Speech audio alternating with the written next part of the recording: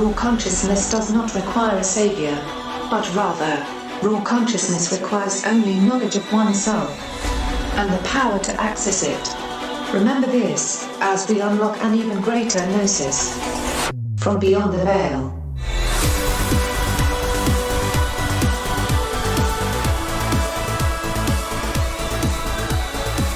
From the Pacific Northwest, good morning, good evening, wherever you may be across the nation, around the world.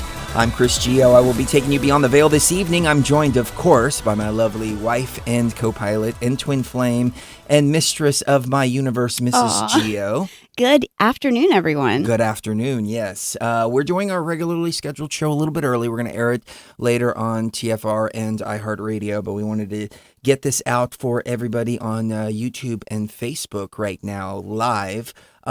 We have a very special guest, somebody who has been requested multiple times to appear on the show, and or requested by our audience to appear on the show, and somebody whose work I just came across, and I said, "Wow, how did this guy fall off my radar? How did I miss this guy's information?"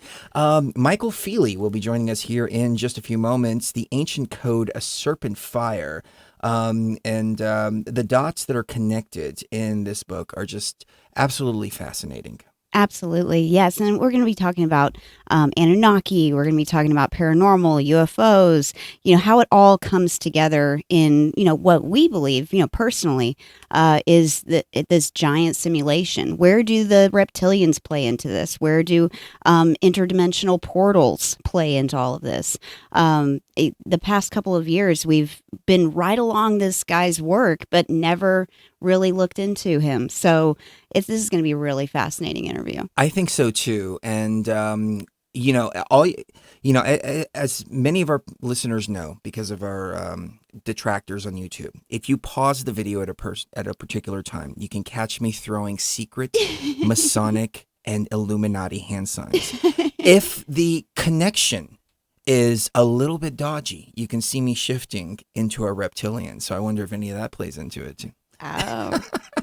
I was actually talking to somebody today, and it was on a Facebook group, and it was one of those. Have you seen these? It's these messages that they leave, and they've bombarded the TFR Facebook page with it. Join the Illuminati, email me for information. You'll be started off with $5 million, and you'll be started off with $7,000 a month after that, and blah, blah, blah, blah, blah, blah, blah. It's like a big scam. Yeah, of course. And they've bombarded the hell out of the TFR Facebook page to the point to where, just spamming it to the point to where it's like unmanageable now. And it appeared in another one of the groups, and everybody was kind of laughing and joking. And just making fun of it. I said, well, I'm already a member. I mean, all you got to do is just pause my YouTube videos at the right place, and you'll see exactly what I'm talking about. So it's just kind of synchronistic that this kind of popped up today. Yeah. On this very day. Right. In the year of our Lord. Synchronicity. For sure. What's been going on in the world of Mrs. Geo? Not much, actually. Just, I've been scheduling a lot of guests here at Beyond the Veil. And so we've got a really action-packed couple of months planned for you guys. We're moving back towards kind of that format because so many of you have written us and asked for people to come on the show. And, so we're just giving you guys what you want. We used to interview everybody. Yeah, we used to interview absolutely for a while. Everybody. Ever since we went to the pyramid and did our ayahuasca ceremony there. Yeah. It's been like, people have been like, hey, give us the gnosis that you have. And I'm like, it's going to cost $19.99. No, not really. I'm out. Yeah, of information right now. Yeah, we're just. We need more information from other people. Then we can extrapolate a little bit on our information and build upon that, and back and forth and back and forth. And it's also good to take our information and see what other people are saying just on their own, and see how they interconnect and how they compare to each other. That's fascinating to me because it seems like we're all getting the same roundabout messages. I mean, about interdimensional portals and about the extra dimensional quality of this universe that we live in. And so this is going to be really fascinating for even not just for today, but like for the next several months. Very true. Yeah. So on that note, ladies and gentlemen, we'll be right back with Michael Feeley right here on Beyond the Veil. If you have a golf ball-sized consciousness, when you read a book, you'll have a golf ball-sized understanding. When you look out, a golf ball-sized awareness. And when you wake up in the morning, a golf ball-sized wakefulness. But if you could expand that consciousness, then you read the book, more understanding. You look out, more awareness. And when you wake up, more wakefulness. It's consciousness.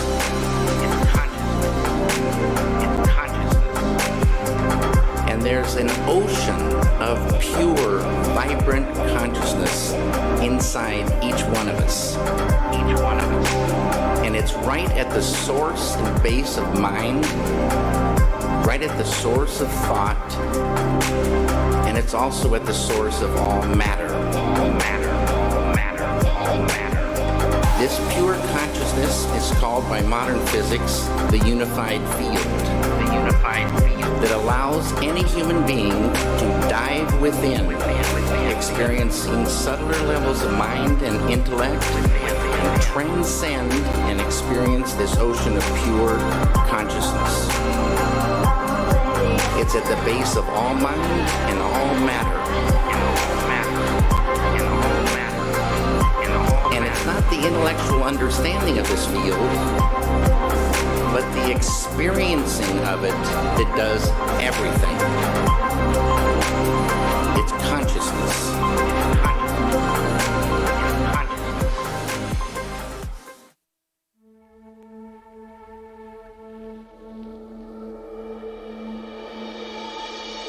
My dear traveler, the purpose of raw consciousness is never to destroy. It is always to create. Build bridges, create happiness, and bring forth new life. We must live in the hope that mankind will draw together, and that we better understand each other. The more that we awaken, the easier this will become. Now rise, follow your conductors, and fear no danger. As you step beyond the veil.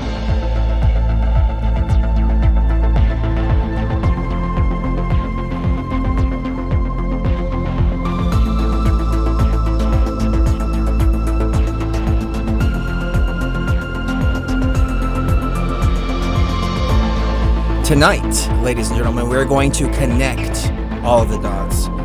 From the Egyptian cultures to the pyramids, to Stonehenge, to Mars, to the Christ consciousness, and much, much more. Michael Feeley will be joining us here in just a moment. The Ancient Code, A Serpent Fire. And he's also authored a few other books. I'm reading on his website here. Earth is an Experiment, Duality is a Game, Beyond the Illusion, A Time of Awakening, The Secret of Christ, the Christos, you have to say it like a Greek. Christos code, and walk into the light, journey of a light worker duo.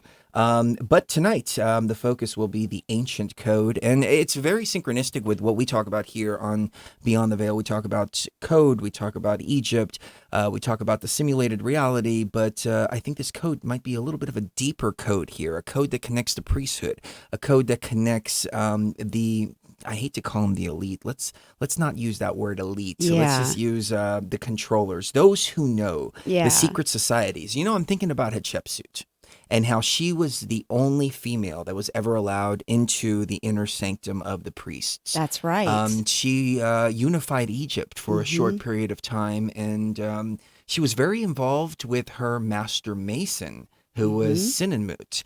And they had a secret love affair that they couldn't really talk about because he was in royalty, but he was her master mason. I wonder if the secret societies trace back to the time of Hatshepsut. I mean, we did, before we went over there, we did a lot of research into Masonic history.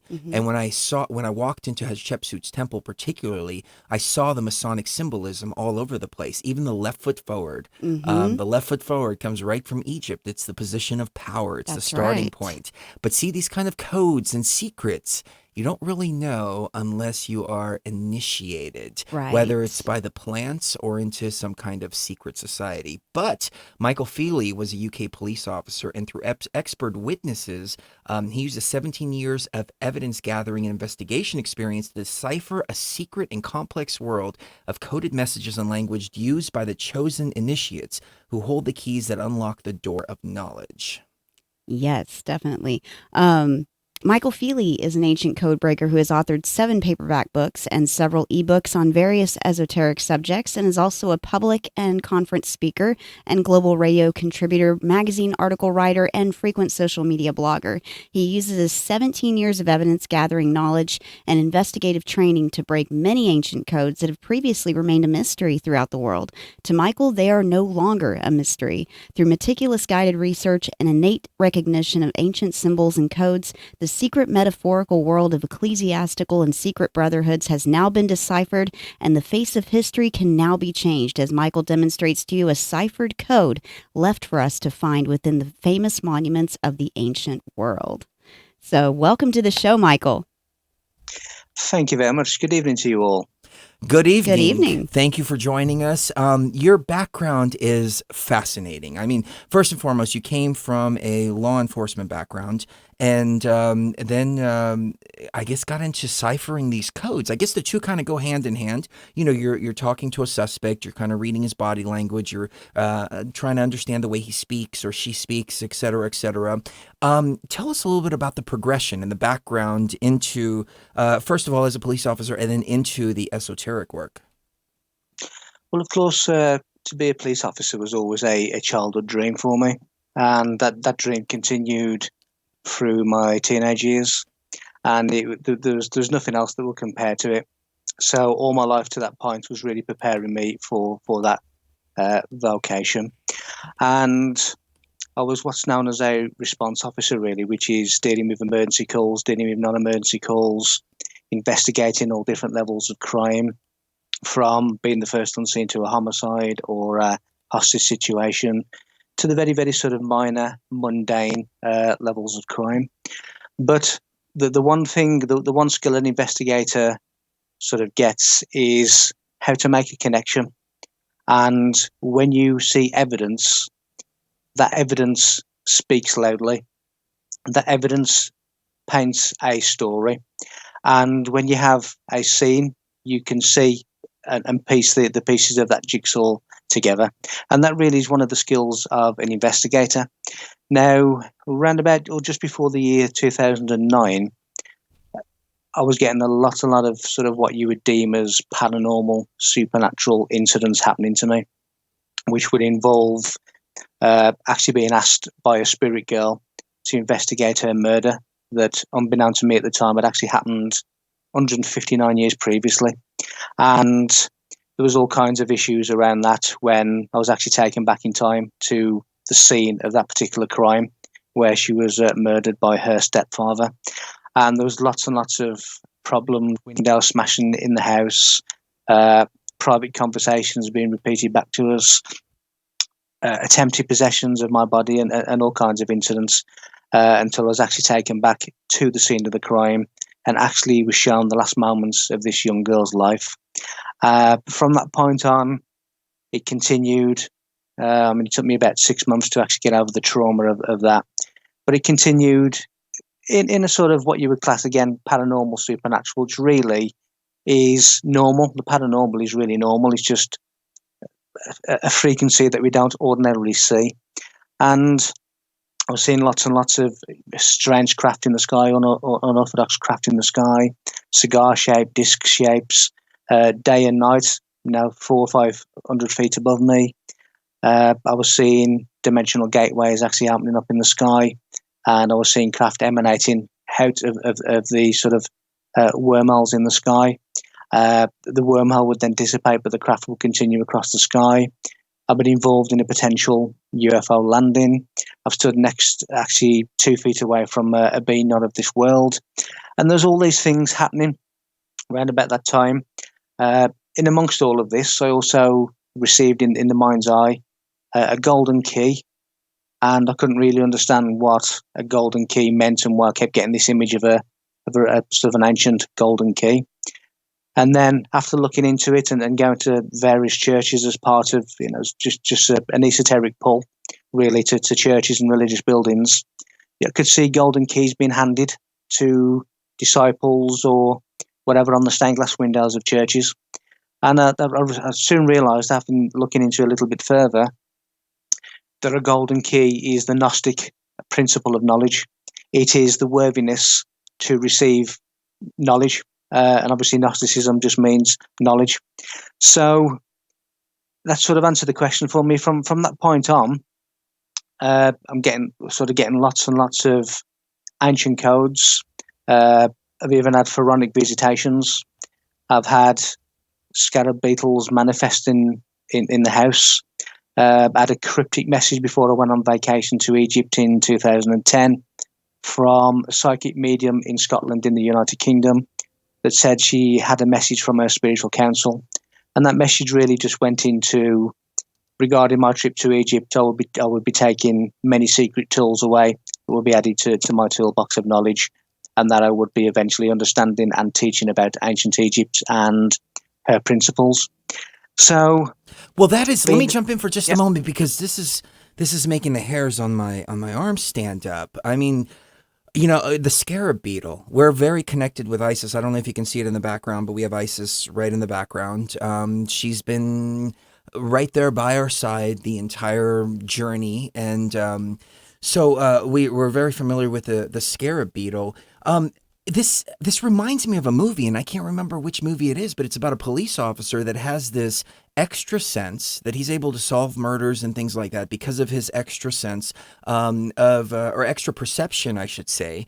And I'm wondering, do you think that this is some kind of extra perception that you developed, and that's what kind of led you into police work? Because instinctively, I'm picking up that instinctively you were solving some of these murders, and then here you go, you have this apparition appearing to you, telling you about how they were murdered and where they were buried.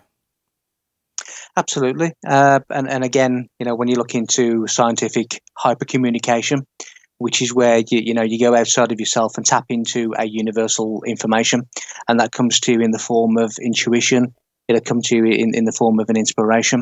And I think my background of investigation of an analytical mind, of a evidence gathering mind, where you try and seek the truth, you try and see what the evidence actually tells you.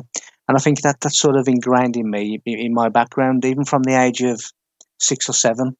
I was having adult conversations with myself about how the world didn't make any sense, how there seems to be more to life than this, and how I never felt I actually belonged here. And of course, I did physically, I did in that moment, but I always had that adult sort of inquisition of, am I in the wrong place? What am I doing here? And I've actually got now access to that cryptic message. Now, bear in mind, the wife and I realised that we were going to Egypt for more than just a vacation. We sort of had this innate feeling that we were going there for something much deeper. Now, bear in mind, if a psychic medium just emails you out of the blue and says, regarding your trip to Egypt, and this is the message verbatim, you will help uncover more insights and translate ancient knowledge brought to us from great distance. Under the Sphinx lies an ancient secret knowledge that will be added to your toolbox. Use this wisely for the benefit of all meaning past, present, and future. It all belongs together in the same place. You must absorb, accept, understand, and finally know. Only then can you share and teach. Now, this didn't make sense for 7 years.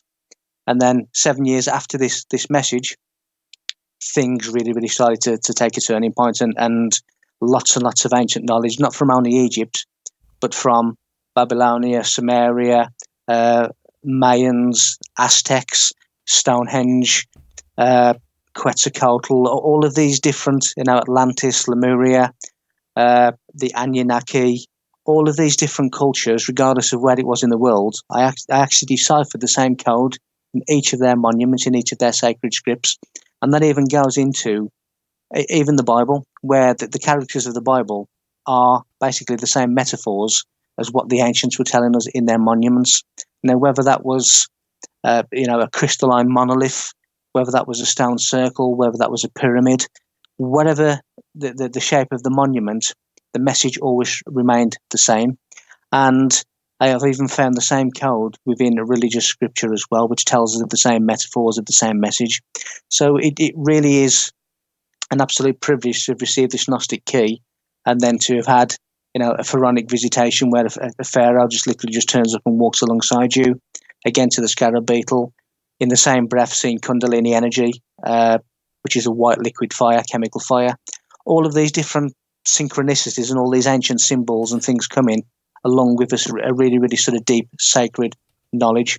Now, what mainstream tells you about the pyramids, about all these ancient monuments, is complete nonsense. And I've found really a deeper truth, having been given that information. And, I've been given that information in messages, in the key. Even now, when I'm in a sleep state, or what you would perceive as a sleep state, I'm getting mathematical codes to actually decipher and work out. And the last one was literally the symbol of a square root and the number 937. Now, when I looked into the square root of 937, it leads all the way back to Egypt and the mystery schools of Egypt. So even in a so-called dream state, I'm still getting all these sacred messages and insights into the ancient past. That is amazing. We went to Egypt a year ago today. The Facebook memory popped up, and we were actually preparing our ayahuasca under the waterline of the Nile. We were on a boat. We were under the waterline of a Nile, and we were heading to the Great Pyramid a couple of days from now. We were able to get into the Great Pyramid at midnight. They opened up all three chambers for us.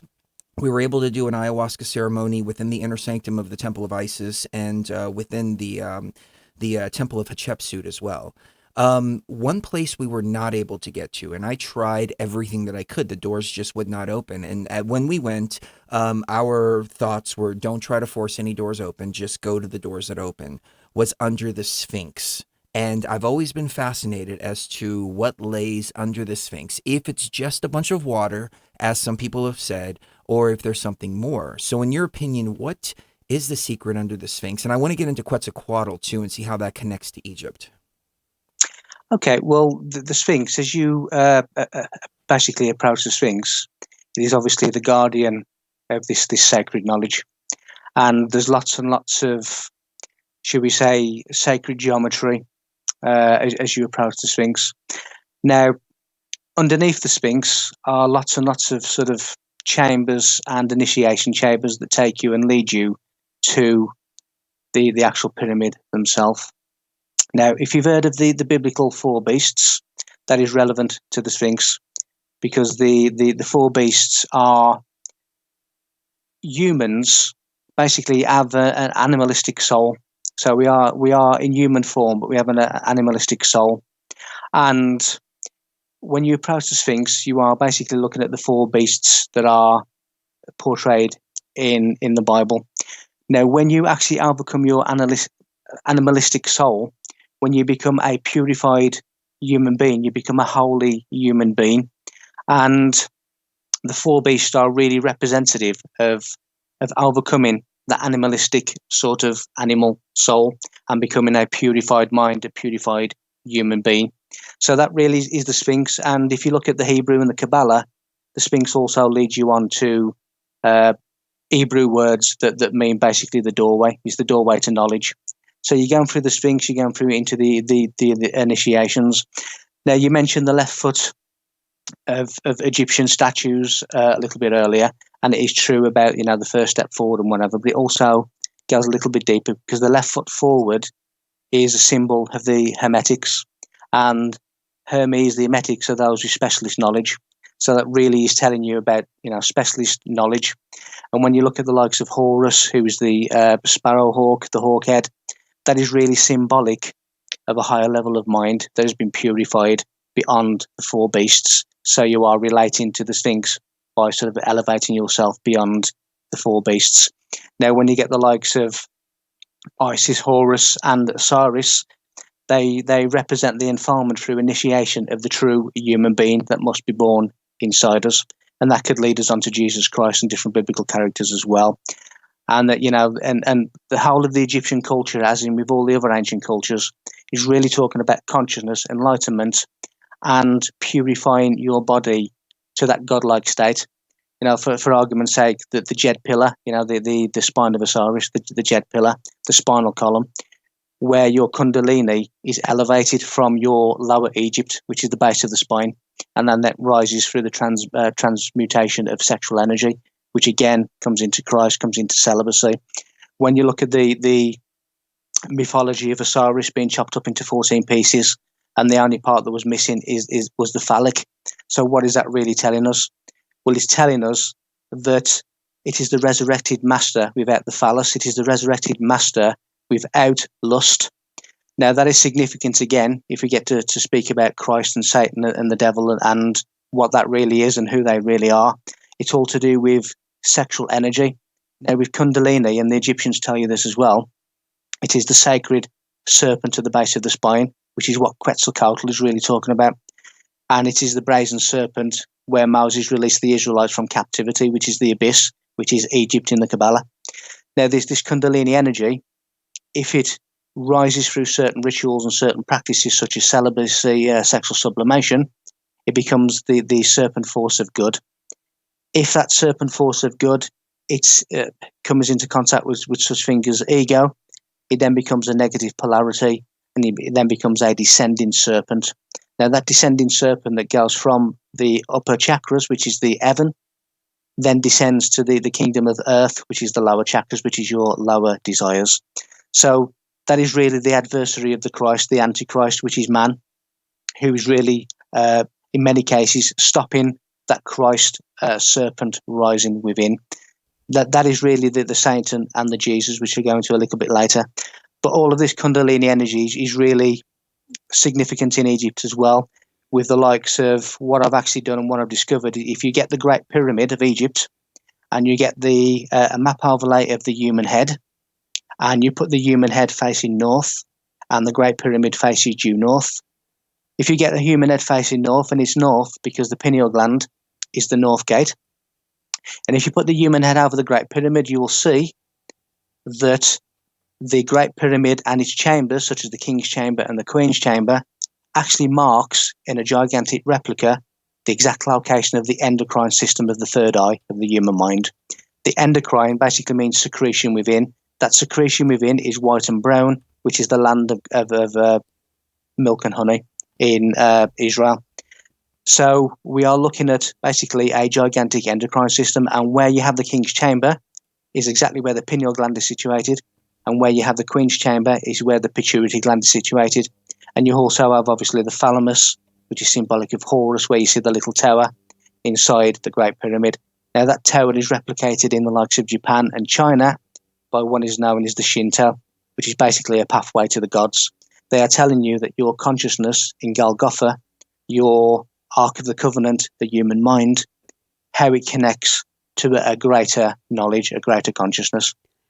And it goes on and on and on. The 153 that comes into prevalence many times in the Jesus story, in the Mary Magdalene story, in the Great Pyramid of Egypt. The number 153 is the number of the master initiate, the master of knowledge, the sacred knowledge. Now, when you approach the Great Pyramid, you see that its entrance level is on the 17th course level. Now, if you add all the numbers up from 1 to 17, 1 plus 2 plus 3 plus 4, and so on, all to 17, it equals 153. When you go inside the Grand Gallery, it is 153 feet long with 153 steps. There's all of these references to 153 throughout of the ancient cultures, which is sacred knowledge. So Egypt is an absolutely beautiful pinnacle place to start in any evidence gathering for the ancient world. And wherever else you look in the ancient world, it can take you back to the mystery schools of Egypt. You can go through to the Kabbalah, which came from Egypt. You can go through to the Greek philosophers, who were initiates of the mystery schools of Egypt. It goes all the way back in many occasions, and their pinnacle message out of the ancient world is of enlightened consciousness and what they called the God state, what Christianity calls Christ consciousness. And that is really, really what it's all about in these ancient cultures. Well, and we have a question from the chat from Nick. He said, if based on your second book, you think the Christ on the cross is actually a method of magic binding organic consciousness to the matrix. Do you think that that's what it means? The cross, again, is symbolic of masculine and feminine genitalia, which is the phallic and the sitis, which is basically the opposites of genitalia. Now, the Christ, we achieve Christ by certain rituals, which is what Christianity would know as celibacy, which is sexual sublimation. Now, that is basically the retention of sexual energy. Now, that sexual energy, which is really the virgin birth, when you look at Gnosticism, and that virgin birth raises to the solar plexus, which is Bethlehem. So this inner Christ fire is basically born in Bethlehem. So the cross really is the opposite genitalia of balance, which is, honor thy father and thy mother. That is really telling you to honor your polar opposites within, which you must balance. Now, when you look at the symbol of Osiris, which is really the cross is the cross keys, which is the union of opposites. It's also the flail and cook of Osiris. That is really what is telling you to balance your opposites through this sexual energy, this sexual retention. And as I said, if it's for the power of good, it is the Christ. If it is the negative polarity, it is the descending serpent, which is the adversary, which is Satan. So the cross, let me jump really in for just a moment. Yeah. Correct me if I'm wrong, but the Egyptian, they're holding the Osiris symbol that you were just mentioning. He's holding the was and the ankh, if I'm correct. And the was is power and the ankh is life. I saw that motif over and over and over and over again. You mentioned also the balancing of the energy. So the Kundalini, for example, going up is good, going down is the lower desires, I guess. What I found in my journey, and I want to get your thoughts on this, is a state of balance is the best place. And you had just touched upon that, which is why I wanted to interrupt. But a state of balance, rather than going in one direction or another, it's about balancing. So keeping those lower desires in check, but at the same time, not moving too far to the polar opposite. In my journey, trying to be celibate, trying to not eat meat, trying to do things like that, all that did is kept me in a perpetual state of off balance. I was always thinking about, I haven't had sex in 3 weeks. I'm getting frustrated. I haven't had meat. My mind starts to cloud, et cetera, et cetera. Yeah. It was only when I circumscribed those desires and I was able to keep those all in check and feed them a little bit, but not too much, to keep me in perfect balance. That's when I really found my consciousness expanding. What are your thoughts on that? Absolutely. And what you're actually describing is really sexual oppression rather than sexual transmutation of that sacred energy. Now, balance, when you look at Egypt, when you look at anywhere, balance is the middle path. It is the only way to achieve Christ consciousness. And that is why, we have so many references to balance, even in Masonry, the black and white cubes, etc. But balance is an important facet. You must walk the middle ground in order to achieve this Christ consciousness. Now, with Osiris, he holds the shepherd, the shepherd's tools. Now, the good shepherd is the enlightened one, the shining one, and that is really what it's indicating. But the cross keys are the balance of opposite. Now, when you look at the likes of the ankh is the key of life, as you just quite rightly said, but it's all to do with genetics.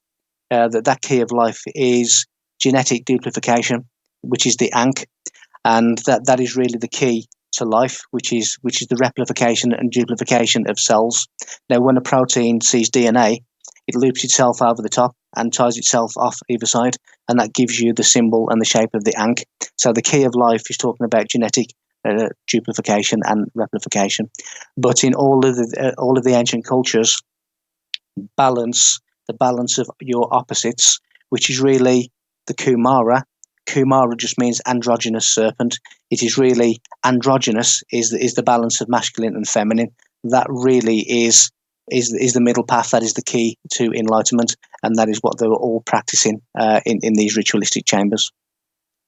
Very well said. That's awesome. Go Well, ahead, Sheree. I was, somebody mentioned in the chat, oh, well, we went to sex really quick. And I'm thinking to myself, no, it's not that we're talking about sex. When we're talking about, the masculine and the feminine and all of these, all this symbology, what we're really talking about is the overarching creative force of mankind. And the organic consciousness has this creative force. And that's what the Egyptians were focused on rather than sex or the sexual act or gender. When I brought up sex, I was referring more to the desires and the fight between the consciousness and the body. Right. Because the body has to be balanced. If it's not balanced, the consciousness can't be balanced. I've tried all different paths. I've tried going straight love and light, and that's it, and ignoring the body. And then I've tried working on just the body, and then the consciousness suffers.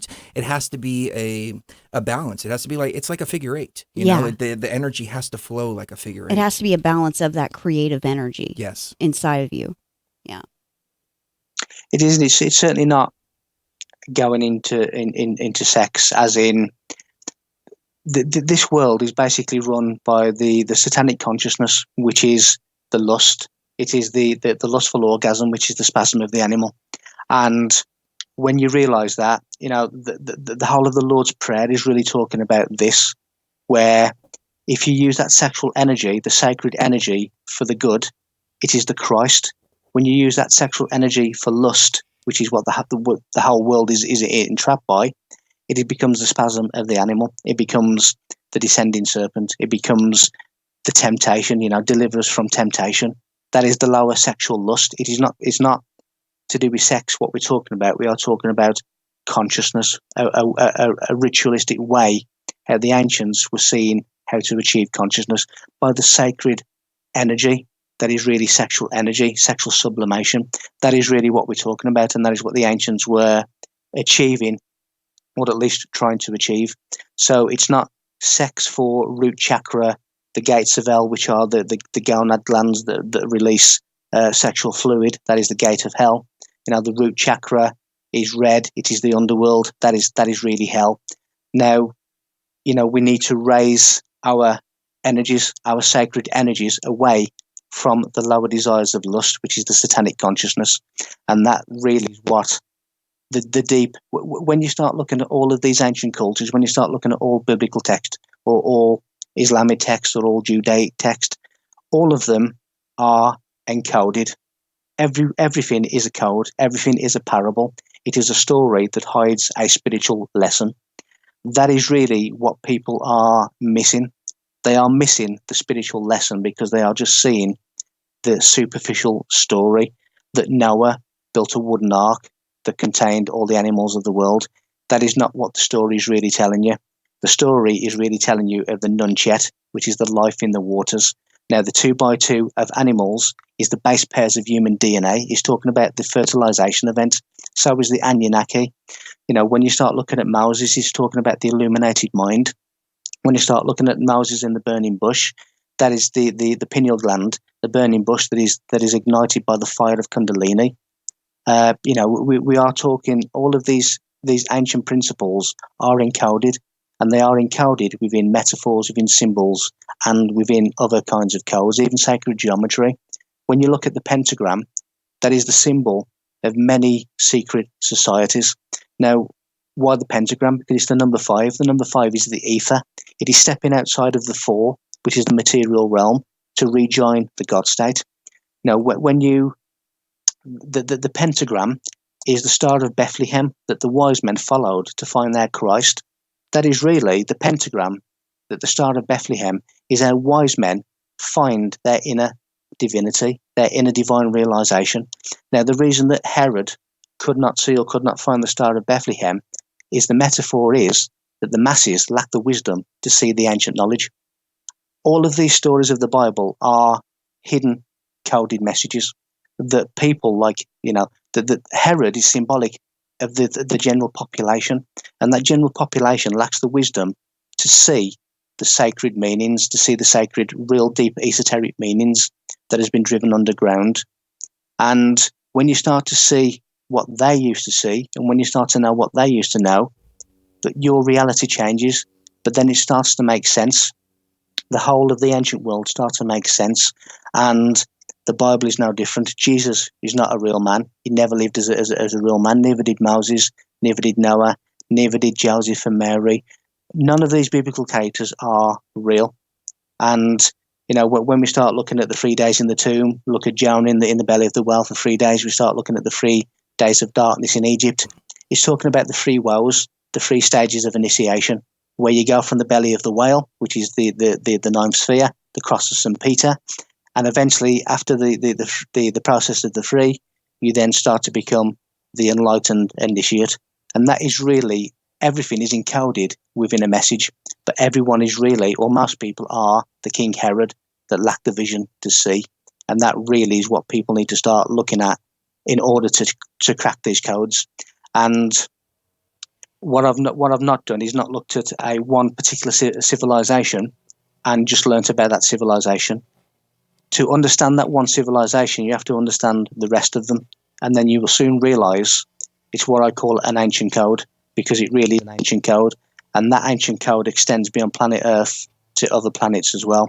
But the ancient code spreads throughout the whole of the world, and all of these different ancient cultures, even though we are told are separate and had no connection, they certainly did have a connection because they were all speaking from the same knowledge base. That really is the connection that all these ancient cultures had. Somebody just asked a good question. What does the bread, body, and blood of Christ mean? If, since you're getting into the biblical symbology of things. Blood is basically the river of life. When you start looking at bread and you start looking at the man bread of Moses, when you start looking at, give us this day our daily bread, the bread is talking about the quintessence. Quintessence is basically in sort of Sanskrit and whatever, it's talking about not only the fifth element, because quint is 5, but it's also talking about the manna bread, the prana bread, the quintessence. It's also talking about Kundalini sexual energy. That is the quintessence, that is the bread. Now, Lord means bread giver. Give us this day our daily bread. It is give us the quintessence, give us the seed where we can actually reach this Christ consciousness. And that is what it's really talking about with the bread and with the blood. When you start looking at the Holy Grail, that is the female womb, that is the vessel of God. The Grail, the Holy Grail, the vessel of God, it is the womb. When you start looking at sacred geometry and you get a circle is infinity, it is oneness.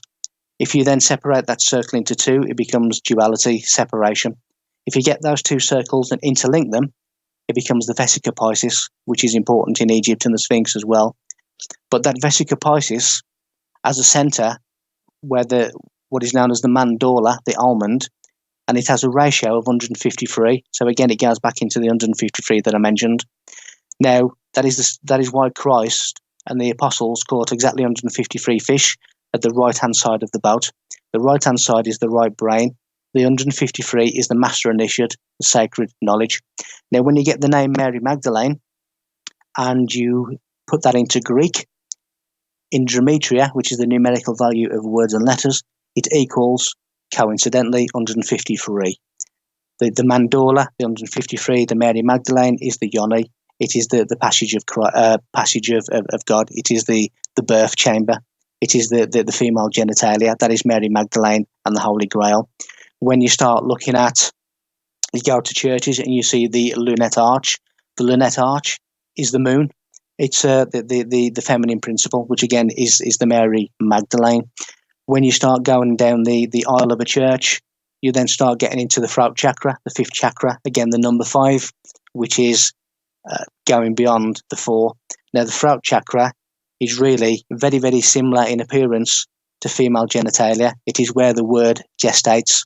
Now, if you use word, which have power, words have power.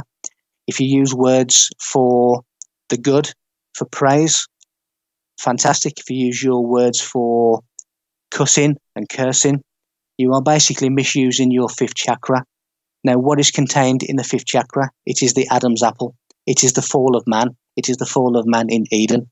When you see the apple logo and it has a bite out of it, that is symbolic of the misuse of the fifth chakra, the misuse of words. So everything contains a hidden message, but that hidden message is all about enlightenment. All the changes are the names of the gods or the shapes of the monuments, but the message never changes. It is all the same of enlightened spiritual consciousness. That is absolutely fascinating.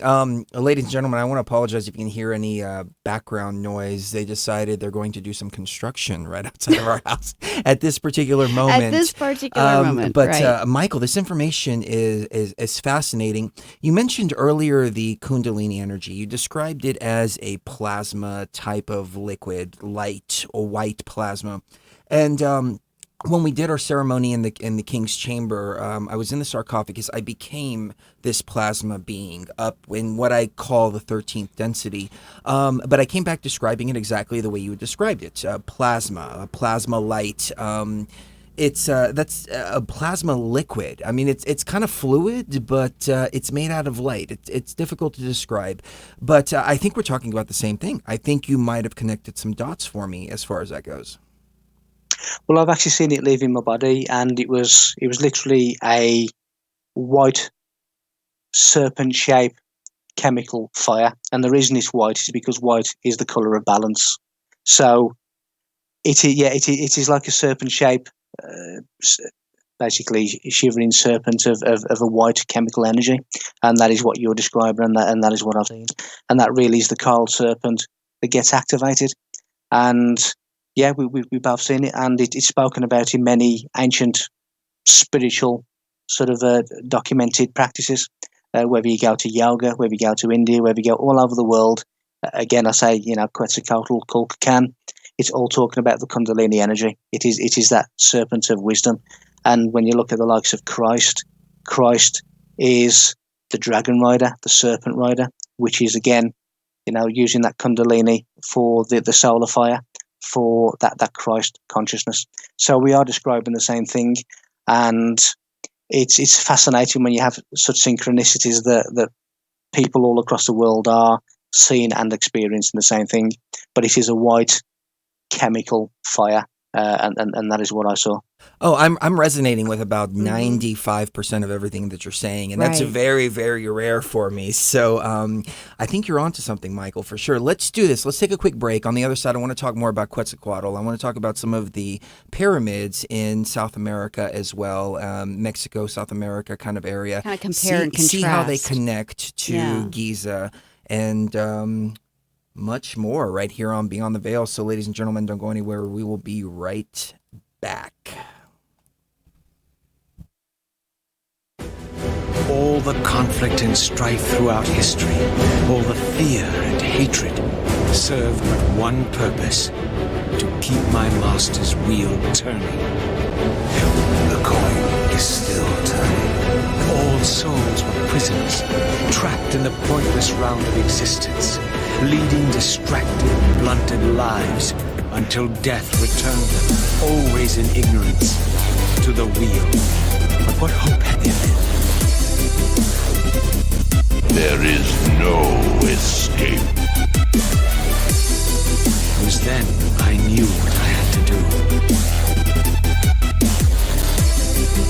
I alone could end this. And it was then I saw. So, I am revealed to you at last. What in hell? I am the origin of life, the devourer of death. I am the hub of the wheel, the purifying cycle to which all souls must be drawn. You would be wise to heed me. Your words are hardening. For you would not fear us unless we could truly do you harm. No! You are nothing!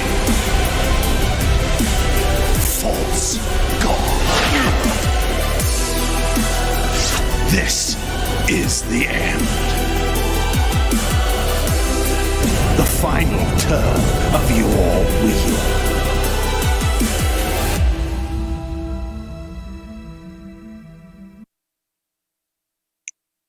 Well, Mrs. Geo is back. Good. I wanted to take a moment real quick to read a review that we received from Karen Lee, which was pretty awesome, about Aya Life. Aya Life is our CBD oil that is infused with the spirit of Aya.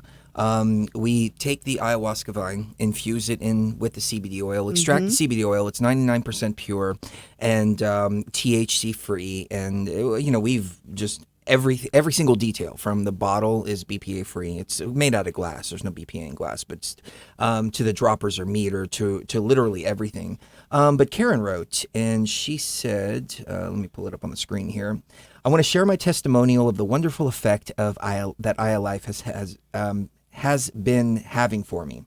I've only been taking it at night for less than a week and been sleeping so deeply and soundly for the first time in years. I'm 48 years old and was struggling with several health issues. I had spine surgery last year for a ruptured disc in my lower back. That area was still very tender. I have osteoarthritis in my neck that causes a lot of pain, but with Aya Life this week, my back and neck feel great. I've also struggled for decades with a condition called urethritis, inflammation of the urethra, sometimes causing terrible pain and many urinary tract infections.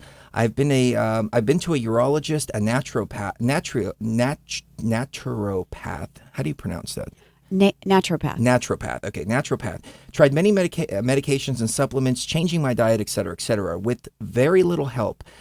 Incredibly, the Aya Life has given this condition much relief. Also, I'm off all NSAIDs now. Thank you from the bottom of my heart for creating this product. The purity and synergistic properties in it are magical. And we have received testimonial after testimonial about people quitting NSAIDs. Just about a week ago, I was doing deadlifts at the gym and I messed up my knee. 3 days later, my knee's fine. I did it again, not the knee this time, but my trainer was saying, hey, don't put that much weight, while we were doing calf push. What are they called? They're called calf raises. Calf raises. And it's basically like a leg press, except you use your calves to do it. And I kept putting on more and more and more weight. And she's like, don't do it. Don't do it. Don't do it. You're going to hurt yourself again. I'm like, no, I can do it. I can do it. I can do it. My calf was like swollen. I went in there on Tuesday and she's like, I told you. I'm not going to train you anymore if you keep doing that.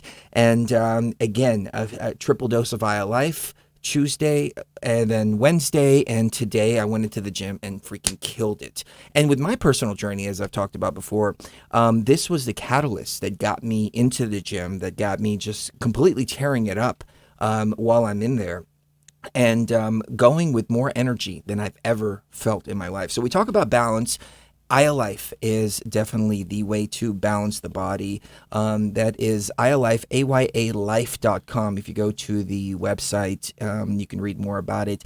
And don't we have a coupon code, BTV? We do. What is it? I think is it $10 off? Let me see. I think we have I've got it pulled up right here. I think we have a $10 off coupon for you guys and gals out there to try it. Yes, it is $10 off, and it's just BTV. Just BTV, like Beyond the Veil. Just BTV. And the website, once again, is ayalife.com. It's here on the screen. That's AYALife.com. So we'll be right back with Michael Feeley right here on Beyond the Veil.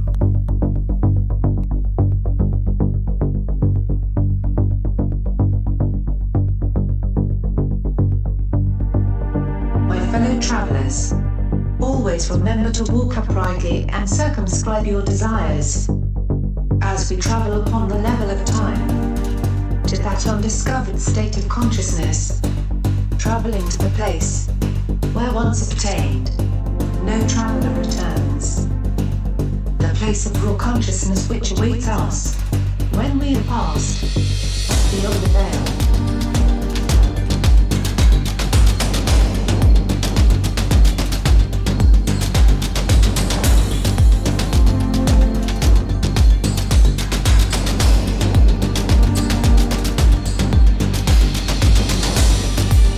We are unlocking ancient mysteries from occult and ancient dynasties Here to set you free from my slavery.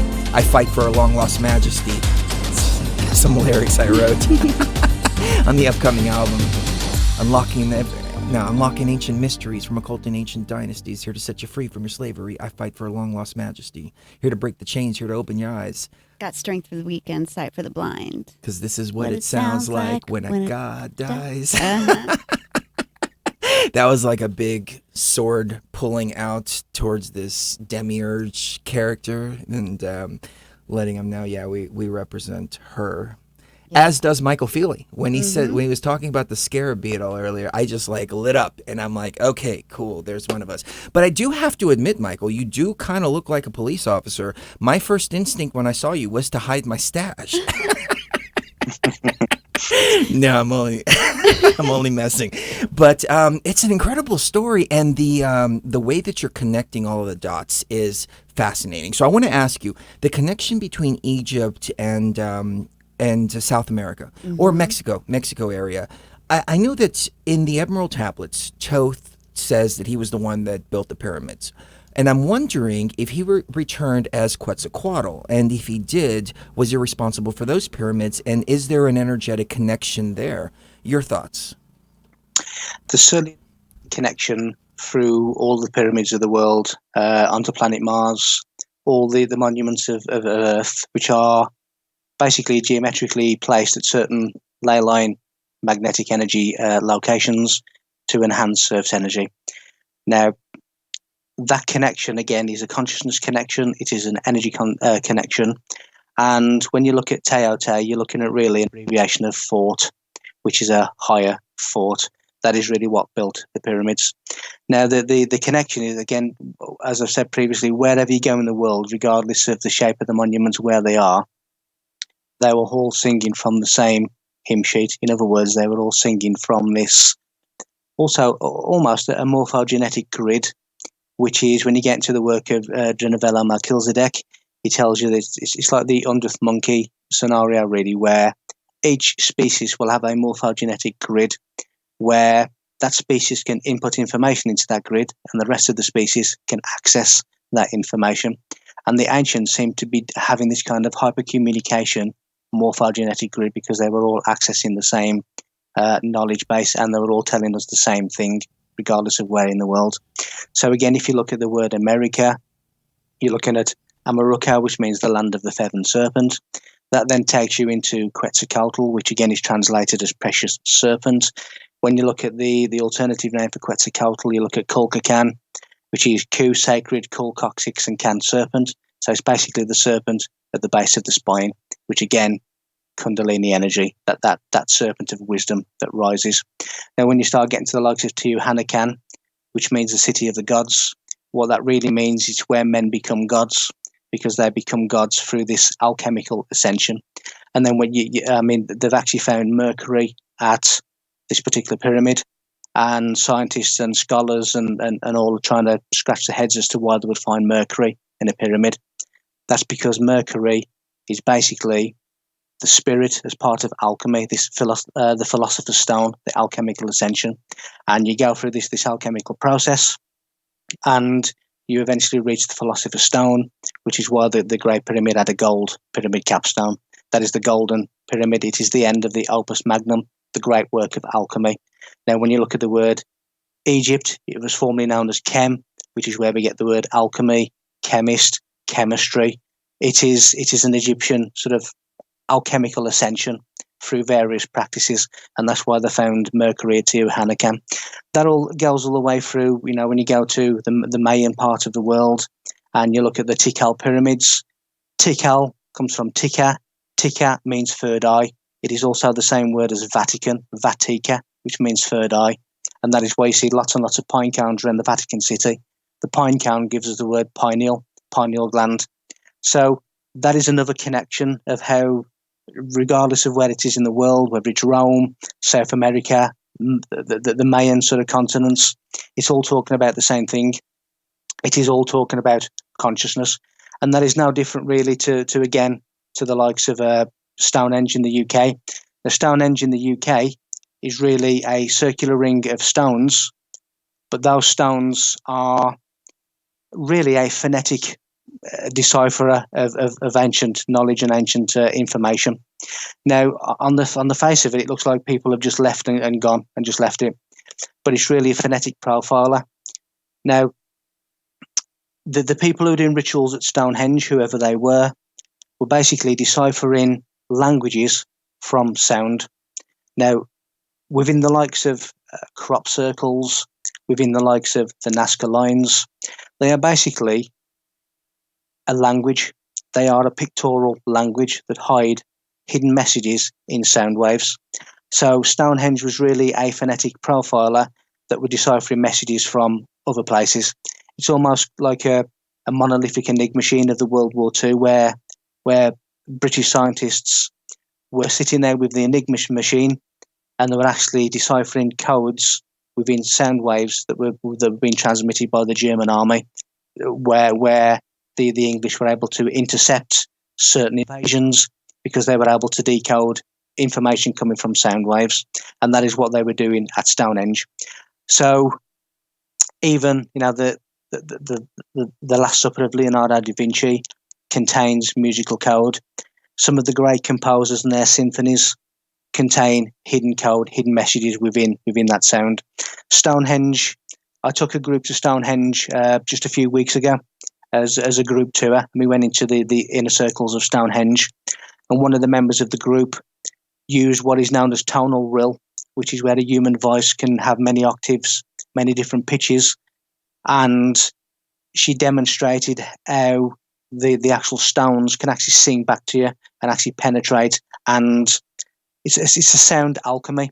I was talking about the Philosopher's Stone and Egypt and alchemy but sound is also alchemical, and that can tune you like a tuning fork, and it can raise your inner sort of sanctity, your inner Christ.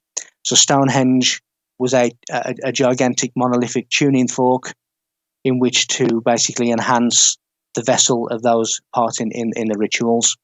Now, when you look at the sacred sites around the world, you will see that they are all aligned to certain planets or planetary orbits known as a planisphere. Now, Stonehenge is aligned to the planet Saturn, because the planet Saturn rules over stones, it rules over bones, it rules over things that are solid, like bones and stones. Now, Silbury Hill in Wiltshire, which is the gigantic hill, the biggest hill in Europe, Silbury Hill, is an exact replica of the altar of witness on planet Mars. When you get the Sidonian city on Mars, and you get a map of that, and you put it over a map of Avebury in Wiltshire in the UK, which is the place of Stonehenge, you will see that it's an exact map replica. So there is some kind of connection between Silbury Hill, which represents Earth and Mars, and Stonehenge and Silbury Hill itself. Now, when you get the famous face on Mars, and some people have tried to debunk it and say it's some kind of natural occurrence, but it has actually been marked geometrically of some geometric purpose. Now, when you get the face on Mars, which in the Anunnaki story is a Lalu, one of the Anunnaki, but the face on Mars has a grid latitude, which actually gives you the exact location of how to find Stonehenge in the United Kingdom. It gives you, in its longitude and latitude, it gives you the grid vector mathematically of how to find Stonehenge. Now, the Great Pyramid does the same on how to find the Sidonian city on Mars. There's clearly some kind of correlation between Mars, Stonehenge, and the pyramids of Egypt. That really, for me, is an overwhelming mathematical and knowledge-based connection between planet Earth. They've even found obelisks on the lunar Abaca, on the moon. They've even found obelisks on Phobos, which is one of the moons as well. There is clearly a intergalactic connection here. And when you go all the way to Australia and the Aborigines, they used to have a piece of rope and a piece of wood on the end, known as the burra, and they used to spin it round, and they said it was the voice of their ancestors. That gives off 5.0 to 5.2 kilohertz as a frequency. That is the same frequency found inside crop circles. And within crop circles, they've actually found diatonic ratios, which are basically an intelligent communication. It is a message, it is a language within sound that is encoded within the geometric shapes of crop circles, which then leads you to the pictorial messages of the Nazca lines. everywhere in the world, whichever culture you wish to go to, it is all telling you the same thing. It is all telling you about human being as a miniature universe, how we connect to the universe, and how we reconnect by certain practices to enhance and purify our vessel in order to achieve the Godhead, the Christ consciousness of Christianity. Fascinating. You had mentioned bones and stones earlier, and I was thinking skull and bones when you said that. I don't know if you were kind of making a subliminal reference to that. I want to throw something, it's a theory that I have. Just throw something your way, see what you think about this. Skull and bones, their number is 322. Now, in the Bible, Colossians 3:22 is slaves obey your earthly masters in everything you do. Do you think there's any correlation between the two, or do you have any insight into what the 322 is? Yes, the skull and bones, obviously the skull is Golgotha, or the walls of Jericho. The human skull has 22 bones. Now, the human skull, the Golgotha, is the place where we receive the light to achieve enlightenment. So the 22 bones of the skull is the number 22 of the skull and bones. When you get into frequency and octaves, which is also conscious raising, the number 22 is on the third octave of sound. So there's your 322. So you have the skull, which is the place of enlightenment, the Golgotha. You again have the crossbones, the symbol of Osiris, the balance of consciousness, and you have the 322, which is the number 22 plus the third octave, number 322. So even the skull and crossbones is talking about consciousness. And you even get the skull and crossbones on the flag of the pirates. Now the pirate story, the Treasure Island story of the pirates, Robert Louis Stevenson was a philosopher, part of all these societies that understood this. Now, even the pirate story is talking about consciousness. X marks the spot. The treasure, which is the gold, which is the consciousness. You have all of these references to consciousness in even myths and legends, even Atlantis, Lemuria, King Arthur, Santa Claus, Pinocchio, and the Blue Fairy. The haze of Sirius, the blue haze of Sirius A, is the star frequency of the 33 degrees of initiation, and that is why you have a star chamber up toward from the Great Pyramid, Sirius A, the pituitary gland Isis, which is known as the star chamber of Isis. That is why we have all of these references to consciousness. Even Disney, he was a 33-degree Mason. He's telling you in the likes of Frozen, in the likes of Pinocchio. Pinocchio means pine eye. Now, the blue fairy of Pinocchio is the blue haze of Sirius A, which again is the 33-degree frequency of initiation. Well, everything in the world is talking about the same thing, which is consciousness. Well, and that being said, what do you think of the fact that there's actually star charts in the they're like holes in the wall in the Great Pyramid of Giza. There's actually star charts. It's in the King's Chamber, mm-hmm. and it's these kind of ventilation holes, ventilation shafts. They took a little robot, and when they took it up, they found these star charts in there. And then that Zahid Hawass guy, mm-hmm. he shut all it down. He shut everything down. Right. Pretended it never happened, et cetera, et cetera. I mean, it's been pretty bad what he's done over there to suppress all of the information. Well, Zoe Hawass is the voice of the mainstream. Now, what I've been shown, and in some capacity out of body, I was actually there. I was shown. I was inside an Egyptian temple. It may have been the pyramid. It may have just been a temple. I don't know. It was sort of too close proximity to actually decipher where it was. But I looked up and a being had simply appeared. And I said to him, "Who are you?" And he said, "Sorry, I've got the wrong frequency." And I said, "What frequency do you need?" And we retuned and he disappeared. It's almost like an elevator, how we would use an elevator. I'd like to go to floor 16 and you press number 16. They were appearing and disappearing to different places through different frequencies, and they were achieving that.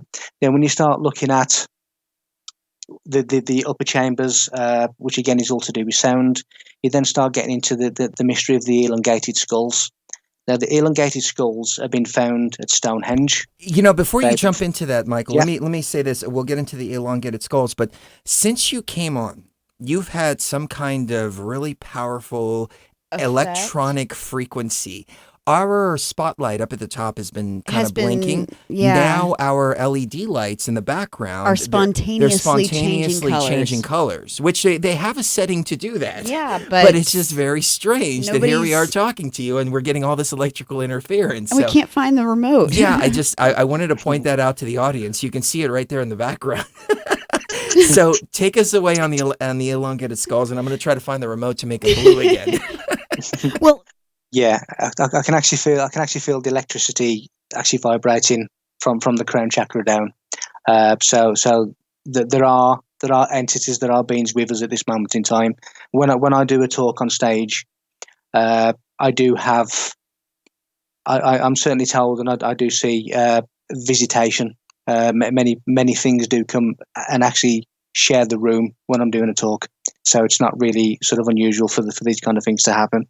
Now, when you start getting again towards the mystery of the elongated skulls, which they found them in Archaeum in Russia at the Russian Stonehenge, they found them at Stonehenge in the UK. They've obviously found them in Egypt, and they've also found them in Peru. Now, the elongated skull again is sound. It is sonic frequency.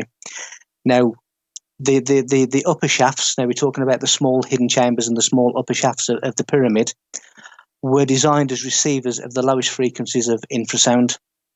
And infrasound is sound that you can't hear, that human beings can't actually hear. Now, they put these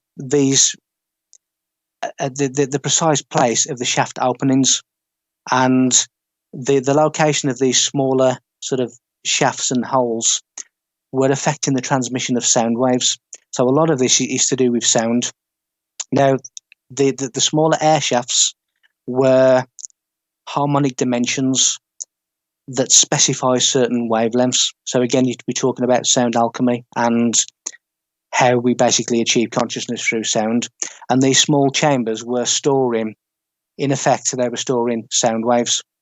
Now, what the Egyptians were doing is they were actually placing babies inside these shafts, these small shafts, and some people who visited them and done research have measured the shape of a newborn child, and they fit some of these very, very small air shafts. Now, they're putting them where these small shafts actually open up into the upper chamber, and what they were doing, it was known as a cranial augmentation, which is changing the shape of the skull, and it was known as a fetal gestation and a natal biorhythmic entrainment. Entrainment simply means an alignment, a synchronicity of sound. So they were also doing that in the womb. Now, this sort of, for me, they were also doing what is known as an infrasonic stimulation that is causing genetic enhancement and transmuting genetics, which is why when scientists have actually tested the DNA of these elongated skulls, they can't find any reference to it to Earth, because the sound and these gestation sort of principles and techniques were changing the genetics of the people doing these rituals. Now, again, it comes into the Great Pyramid and the overlay of the human head on the Great Pyramid, which marks the three master glands of the third eye. But it was a trithalamic entrainment, which is basically the three parts of the endocrine system of the brain, which is the land of milk and honey. Now, it was a DNA and a nativity chamber that was connecting and stabilizing the biorhythms of the mother and the child at their separation at birth. And the reason the koan is so important is because of its dynamic effect, sound dynamic effect.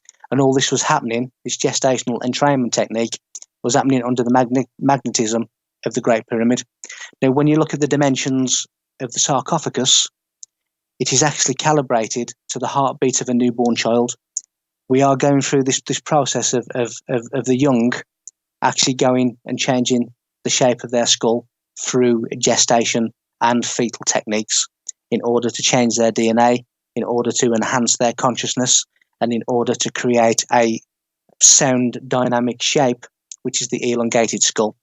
And that is why Stonehenge, they found them at Stonehenge, because Stonehenge was a circular resonance chamber.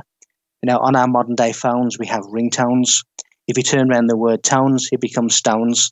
Stonehenge was a ring stone, and it's all to do with this sonic frequency that was enhancing the people who were doing the rituals, as was the pyramids, as was everything all around the world. Well, I can So I can tell you this, Michael, with the King's Chamber, I'm sure you're familiar, but this thing was built 100% on resonance. The first thing we did when we went in there was we started our umming, and just the way that the chamber is made up, it allows you to and then take a breath while it's still vibrating, and you just build them and stack them on top of one another, through as the experience progressed, we were no longer able to do it because we were so heavily under the influence of the ayahuasca. But then one of the people we were with actually came in and started doing the humming. Remember when that guy walked in and we were like, he was looking into the sarcophagus going, "What are you guys doing?" It's like, leave us alone. We're doing something. And he started humming and raising the frequency, which really, started to just elevate the experience. But it was all based on the sound frequency. It was all sound. I want to ask you this about the elongated skulls, because I was just looking at Akhenaten with somebody just the other day, and Akhenaten had this elongated skull. Now, to my understanding of Egyptian history, Akhenaten was more of an invader than anything else. He was kind of the adversary. He's revered a lot now. Nefertiti is as well, but I think they were something else. They weren't Egyptians. They weren't supposed to be there. They weren't supposed to have the power in Egypt, and the powers just kind of shifted in Egypt so many times. We went to Cleopatra and Mark Antony, who were Roman and Greek, etc., etc. But Akhenaten was kind of an invader, but he also had this elongated skull. Any thoughts on that thesis? There is an aristocracy of this world, and that lives all the way through to the modern day, where you have members of British royalty who are related to European royalty, who are related to the majority of presidents of the United States. Now, the reason that you have a red carpet at the likes of Oscar ceremonies is that is symbolic of a royal bloodline. Now, that royal bloodline, and many American presidents and British royalty and European royalty, can be traced back to the pharaohs of Egypt. There is this aristocracy that, now I don't believe for 1 minute that human beings, in a human sense that we understand, built these monuments. I do believe that certain human beings were shown how to use them. And the human beings that were shown how to use them are your secret priesthoods, are your pharaohs, are your initiates. Now, when they were shown how to use them, they used them, and they took advantage of the resonance chambers. When you start looking at how certain frequencies levitate third-dimensional objects, which is how they were able to move stones, when you look at certain frequencies higher than that, those sounds create a laser beam, which is why you have such brilliant carved precision of these ancient monuments that you can't even put a thin piece of paper through the gap, because they are so precisely cut. Now, these monuments were there in order for certain chosen people to use. All of these aristocracy were privy to how to use these ancient computers, in effect, these ancient amplifications. Now, when you talk about the word which is when you go into the Hindu religion, which again then brings Hinduism into Egypt and other places, they believe is the primordial sound that created the universe, the one verse metrical rhythm. Now, is their word for the sun. Now, the root word of sun, whether you spelt it S-O-N or S-U-N, is sonic, is sound. Now, has a wavelength of 7.23 centimeters, which is the exact same wavelength, the exact same distance between the chakras of a human body. So we have the sun, we have sonic sound, we have chakras, and we have the sound of which is the sun in the Hindu language. Everywhere you look around this world in the ancient times, it all points to the same place, it all points to the same message. So the aristocracy, the people who were taught how to use these things, used it to their advantage. They were able to take this knowledge, whether or not you want to call Illuminati or whatever you want to call them, that is now just a cliche name. But Illuminati nevertheless means enlightened ones. And they understood the principles of DNA, they understood the principles of consciousness, They understood the principles of enlightenment. They understood the universe. They understood sound. They understood the correlation between Earth and the planets, their body and the planets. They understood, the canon, which are the divine proportions of the human being, which is a miniature universe. They understood all of these principles that modern day science now believes is a new discovery. Modern science is an ancient secret that they knew many, many thousands of years ago. Modern science tells you that in 1953, Francis Crick and his team discovered the double helix of human DNA, but the Sumerians were writing about the double helix of human DNA thousands of years ago in the Enki and Enlil story, which are the Shetai, the snake brothers, which are the double helix of DNA. So modern science is not, it's an ancient secret. And regardless of what pharaoh, whether it's an invader, whoever, they were taken into these ancient secrets if they were chosen to take them. When you had the likes of Pythagoras that went to the mystery schools of Egypt, the priesthoods initially denied to participate and give him any knowledge, any wisdom whatsoever in relation to Egypt.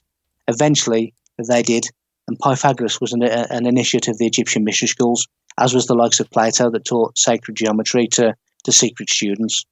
You have all of these geometric shapes in the pyramid. You have pi, you have the golden ratio, you have the Fibonacci sequence. They are ingrained into these monuments, not because they are mathematics, it's because these mathematical sequences have a conscious raising frequency, and they are a resonance frequency, which is raising their body to this God state. So regardless of an invader or whatever, if they were invited into this initiation period, they were able to take advantage of this sacred knowledge. Wow. I have two avenues that I want to go down real quick. The first one being, do you think that the use of the computers, these ancient computers you're talking about in ancient Egypt, may have had some side effects? Because we see from Akhenaten, Hatshepsut, those two families, they seem to have a lot of genetic defects, along with Hatshepsut actually died of cancer, which I thought was really interesting, considering that all of the risk factors for cancer that we have in our really in the last 50 to 100 years. It's just been from the last 50 to 100 years that our cancer rate has gone up. And it's mostly because of all of this toxic interference with the body from electronics and, all of the byproducts that come along with radiation, whether it's electromagnetic or, ionic radiation. What do you think about that? That maybe these ancient computers actually had some side effects, and that's why we saw all of this. When you have something wrong with the body, when you have an element of disease in a part of the body, that is because that part of the body has slowed down its vibration, so that the energy of the body flows with dis-ease. And I think sometimes they got it wrong. And for all this wonderful knowledge, you talk about the cancer rates that have gone up through the roof. Yes, because of all the 5G and all of these things that are interfering and actually speaking to DNA and transmuting DNA in a negative way. So frequency is good if it's used correctly, and it's bad if it isn't. When you start looking at how music was once 432 hertz, which is harmonic to the universe, that was deliberately changed to resonate with 440 hertz, which is a disharmonious sort of sound. That disharmonious sound is having a negative effect on the body. Now, when you get these frequencies wrong, you start to have a negative effect on the body, and it simply may just be a case that they got it wrong. For all their wisdom, for all their knowledge, sometimes they got it wrong. Now, and if they misused any of these sounds, then that may well have been a result of that. Well, let me go into this real quick. Maybe you can shed some light on this. Before you do that, Sherry, let me say this. You're looking really cute tonight. Oh, thank you. I was just looking at you through the monitor here, so go ahead. Thank you, baby. I thought you were talking to me. There you go. What do you think of the idea that at certain points in ancient Egypt's history, there were interdimensional beings that came in through portals, because we've seen these doors all over the place in different temples and ancient sites in Egypt that look like doors, and they look like stargates to us. What do you think of interdimensional beings coming through those portals and then causing them to take on technology that they didn't realize could be misused to make them sick? These are called false doors. That's the term that Chris Everard coined them as, false doors. All over the place. Yeah. Yeah. Absolutely, without any doubt whatsoever. There are portals. I've seen portals. I've seen portals in the sky. I've seen portals at ground level in front of me. They are even human DNA through vacuum domains create portals, create universal wormholes inside the brain that connect to the gigantic universal wormholes of the universe. That is called a vacuum domain. So there's absolutely no doubt whatsoever that, and it goes to what I was saying to Chris a little while ago about me seeing a being appear through a frequency doorway. There is absolutely no doubt whatsoever that they were using portals. That is why you see so much correlation between certainly Mars and Stonehenge, the Great Pyramid, and Mars, the Moon, other places. You know, that they were without doubt creating portals, which is really a gravispin. You know, you are creating electromagnetic spirals, which again, you can see spirals in pictorials and cave drawings all over the world from the ancient times. So yes, they were using portals. Yes, beings were coming through these portals. And yes, the ancients were actually going through these portals themselves without any doubt whatsoever. Yeah, I think that's absolutely correct. And, you know, I mean, just to cover something that I heard you mention briefly earlier in the show, and I haven't had a chance to ask this. Can you tell us a little bit more about the connection between Stonehenge and ancient Egypt? Yes, Stonehenge is built to match the frequency of the Great Pyramid. Stonehenge is on a St. Michael's ley line, which goes all the way through southern England. Now, St. Michael's ley line is on top of the Serpent ley line, which is the dragon. That is the George and the dragon. That is the dragon rider. That is the Arthur Pendragon. Stonehenge is a frequency chamber. All of these pyramids and monoliths around the world are frequency chambers. They are situated on ley lines, which is an arterial route of Earth's energy. All of these are connected to the Great Pyramid, which is the epicenter of a gigantic electromagnetic network of monoliths. So not only does Stonehenge connect to the Great Pyramid, but every single monument that has ever been discovered and ever will be discovered is connected to all of these places. You know, along with things like healing or, you know, what was the purpose behind all of these sites, in your opinion? You know, just the overarching purpose. I think it's probably severalfold. I mean, for me, they were all there basically as sonic alchemy. They were there to transmute. They were there to transmit and receive information galactically and from location to location on Earth. In other words, they are basically gigantic radios. And the Eds of Easter Island, which I haven't mentioned yet, but even the Eds of Easter Island, you know, these massive Eds that the Maui have created. Maui just means to listen. Now, when you start looking at Easter Island, they were, again, negative green transmitters, which are radio wave transmitters through the crystalline monoliths. It is there to transmute. It is there to transmit and receive. And they were put at certain strategic locations in order to accumulate and enhance the most magnetic of energy. Now, just as the human body has ley lines and meridians, so does the land. Now, when you look at the meridian, which is basically the ley lines of the land of Africa, you will see that the Giza Plateau is situated on the third eye of the African meridian of the land. and Alexandra is on the crown chakra of the ley line of the African meridian. The prime meridian of Africa gives you the Giza and gives you Alexandra. So even the pyramids of Egypt were put on the location of the third eye of the meridian of the land.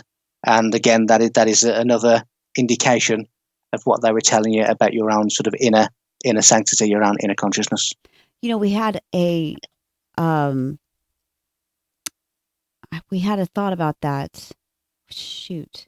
I was going to go into Egypt being a battery, because we always thought that Egypt was some kind of central location on the earth.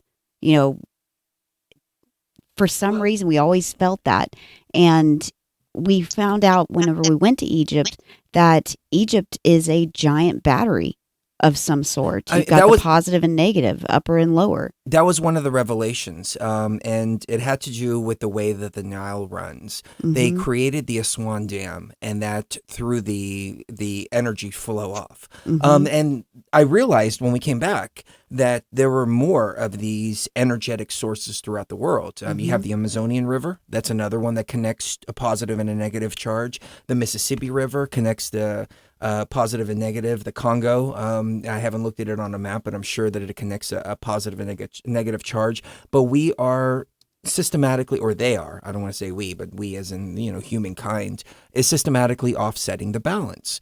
What are your thoughts on that thesis? Again, certainly earth water, the holy waters, the natural waters of earth. When you look at the likes of the altar stone of Stonehenge, and you get, again, scholars and whatever mystified as to why the altar stone of Stonehenge is actually off centre, not in the middle, is because the altar stone of Stonehenge is built exactly on top of what is known as a yin aquifer, which is a feminine natural water of earth. Now, these natural waters of earth also act as a tape recorder and actually record sacred knowledge of sacred sites. They also connect to the waters of the human body, and there are codes inside the waters of the human body which are deciphered by cells called the aluronic cells, which are deciphering information within the water system of the body. That water system of the body is connecting to the natural waters of the earth. So these sacred sites, underneath all of these sacred sites, you will find yin aquifers, you will find natural waters, because they are a magnetic energy. Now, you got magnetic energy, and you have the likes of the pyramids, which is electric energy. That becomes electromagnetism. Now, electromagnetism are the negative and positive forces of the universe, and they are able to coincide by the neutral force, which is an unknown, unseen force that enables negative and positive to actually intermingle. So you have a positive and negative and a neutral, which is the Holy Trinity. Now, when you get the Holy Trinity and look into the subatomic level, that is the proton, the neutron, and the electron. That is the shin of anyone who sees Star Trek and they see Dr. Spock with his hand gesture. That is the Kabbalah symbol of shin. That is the triune fire, the primary fire of creation, the three. That is the Trinity. That is the Holy Trinity. So we have this balance of magnetic and electric, which is the masculine and feminine. And again, going back to what we said an hour or so ago, you have to balance the opposites. You have to have a balance of duality. Duality is an effect of a cause, and that cause is really a Trinity, a Holy Trinity, which is the three principles, the three primary forces of creation, the Holy Trinity. Wow, fascinating. I had one more question, just personally, because you've covered so much just in the hour and a half that we've had you on so far. The monoliths on the moon. Can you tell us a little bit more about that? And I mean, I guess the people that wrote 2001: A Space Odyssey were just kind of writing on that. I didn't know that actually came from an actual report of monoliths on the moon. Well, let me jump in for a moment and say that people are asking if you can do an astrology reading after after the interview. So Maybe. if you can do that, that'd be great. But see, this is the part, Michael, where I kind of veer off and go, you know what? I don't know if these planets and stars are actually what we believe them to be. Right. One of the reasons is because Cherie is such a powerful astrologer. I mean, like, I've said this a million times before, so it's redundant for the audience, but she'll do my daily transits. And if I don't read my transits and and I have bad transits for the day, I will go out and live out those bad transits. And then she'll show me, well, you know, this was all in your transits. I tried to tell you. Yeah, you should have read them this morning. So the stars and planets definitely have an influence on us. And I can't see how it has an influence, how they all have influences on us when they're hundreds of millions of miles away or hundreds of millions of light years away in some cases. I mean, you know, these things are supposedly way, way, way off there. Well, and the ancients knew this, and that's why they respected astrotheology so much and why they would build their monuments and their temples in certain places, because it would correlate to these stars that had a definite impact on their society at large, as well as on a personal level, an emotional level. They knew this, and that's why they did this. The stars are really a celestial narrative. And when you start looking at medical astrology and you realize that parts of the body are connected to the stars, it's obviously up for debate on, you know, we only have sort of modern day science to tell us how many light years away these stars are. I don't know. But when you start looking at everyday modern words that we use, you know, if somebody says to you, consider this, well, if you look at the origin of the word consider, it's basically to know the stars, to understand the stars. When something happens and we call it a disaster, that means a bad star. When we start looking at, you know, the likes of movies, and we have A-list stars, which are, you know, A-list stars, which are common stars. We have a lot of reference when we have when we have a child, we call them a youngster, which is a young star, because we are basically the composition, the chemical composition of a dead star. And physicality on Earth comes from the Orion Nebula, which is why so many ancient sites are aligned to Orion. They're basically telling us of our origins. The stars are important. They do have an influence. Quite evidently, you know, if I wake up in a grumpy mood or a bad mood, the wife will say to me, "What are the stars doing?" Because they are in somehow they're having an influence. I'm, you know, my zodiac sign is Cancerian.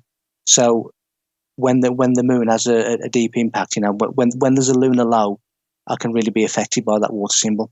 So there's quite obviously something going on between the planets and the human body. Now, the human body is really a star because it is the composite particles of stars. So we have to have an influence, or it has to have an influence on us because it is us. And when you start looking at the subatomic world, you will realize that the fabric of the subatomic world is a tetrahedron. The shape of the fabric, the empty space of the universe, is the tetrahedron, which is the pyramid shape. And when you get the likes of one proton, it has all the information of every other single proton in the universe. Just one minute microscopic proton can contain all that information.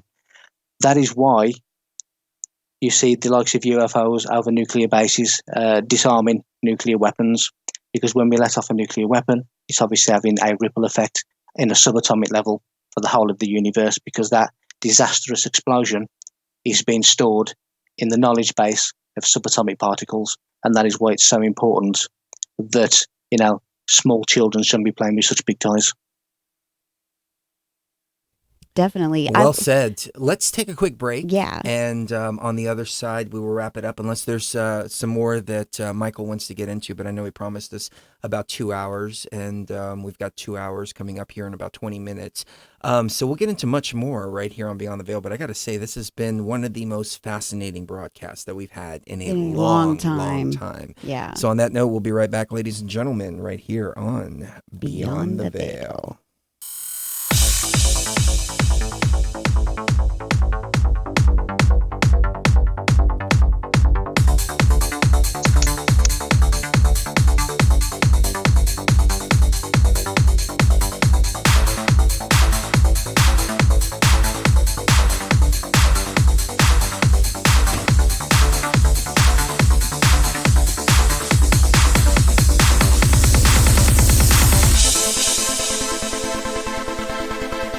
Every man and every woman is a star.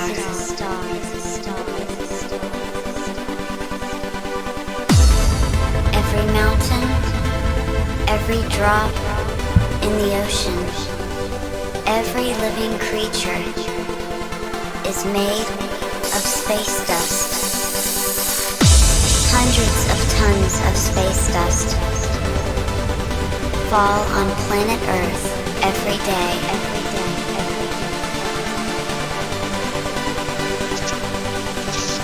When we look at the stars, we are looking at the material which we are all made of. Every man and every woman is a star.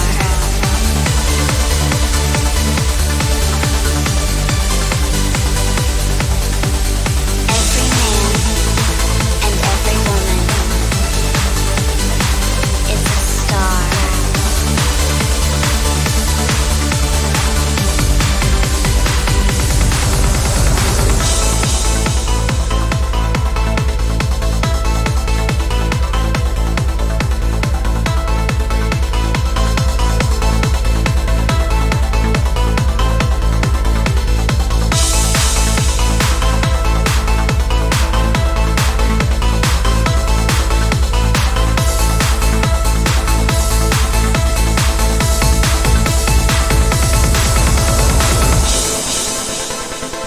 Every man and every woman is a star.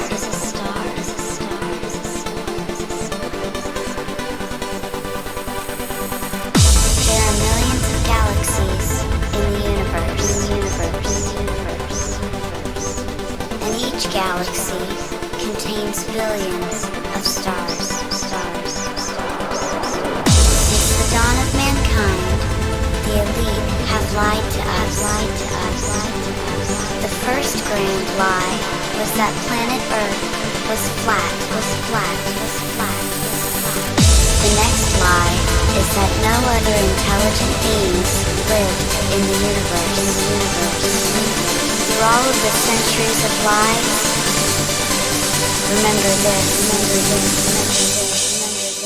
Every man and every woman is a star.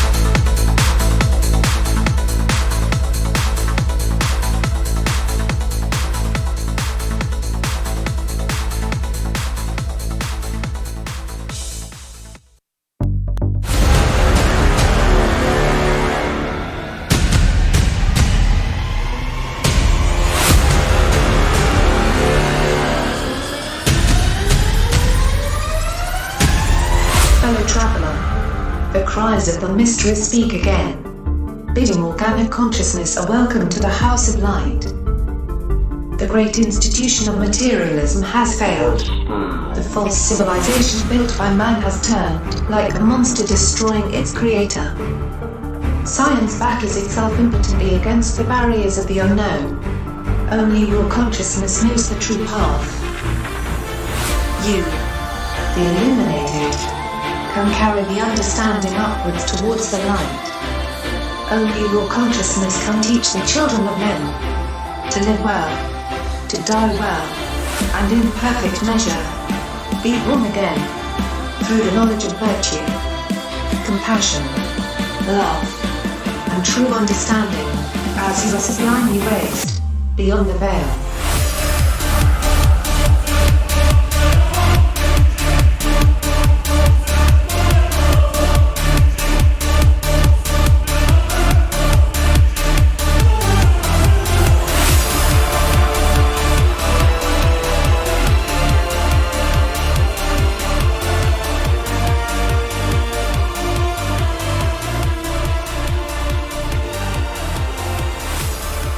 Every man and every woman is a star.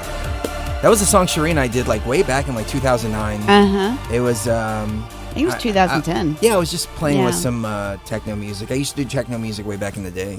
And I wish I still had the source material so I can go back and mix it a little bit better and all that. But I think the message is, oh man, I hate writing techno music. It's just it's so, because I'll sit there as I'm writing and 6 hours will go by and I think it's like 5 minutes and I'm just like in it and in it and in it and in it, because you make kind of a standard kind of lead and then you make it more complicated and even more complicated and add arpeggios to it and you're like, okay, I can change this one little note over here. Okay, I can change this and just kind of that's what makes it like grow. There's machines that do it nowadays, where you can just push a button and then it changes, all of that. But yeah, it's that human touch, I think.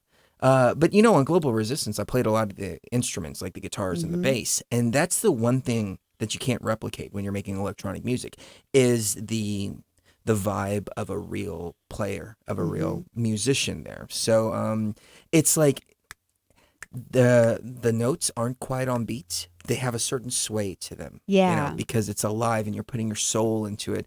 And that's one of the reasons why I don't make electronic music too much, but I do it for fun every once in a while. So Michael Feeley is our guest. And Michael, you had mentioned in the very beginning of the show, and I wanted to ask you about this. You said that you were standing 2 feet away from an extraterrestrial being. And you also witnessed several UFO landings, or I don't know if you said several, maybe one or two UFO landings. I wanted to get your opinion on the idea that well, first of all, some of these craft that we see in the sky may not necessarily be alien, but rather human technology.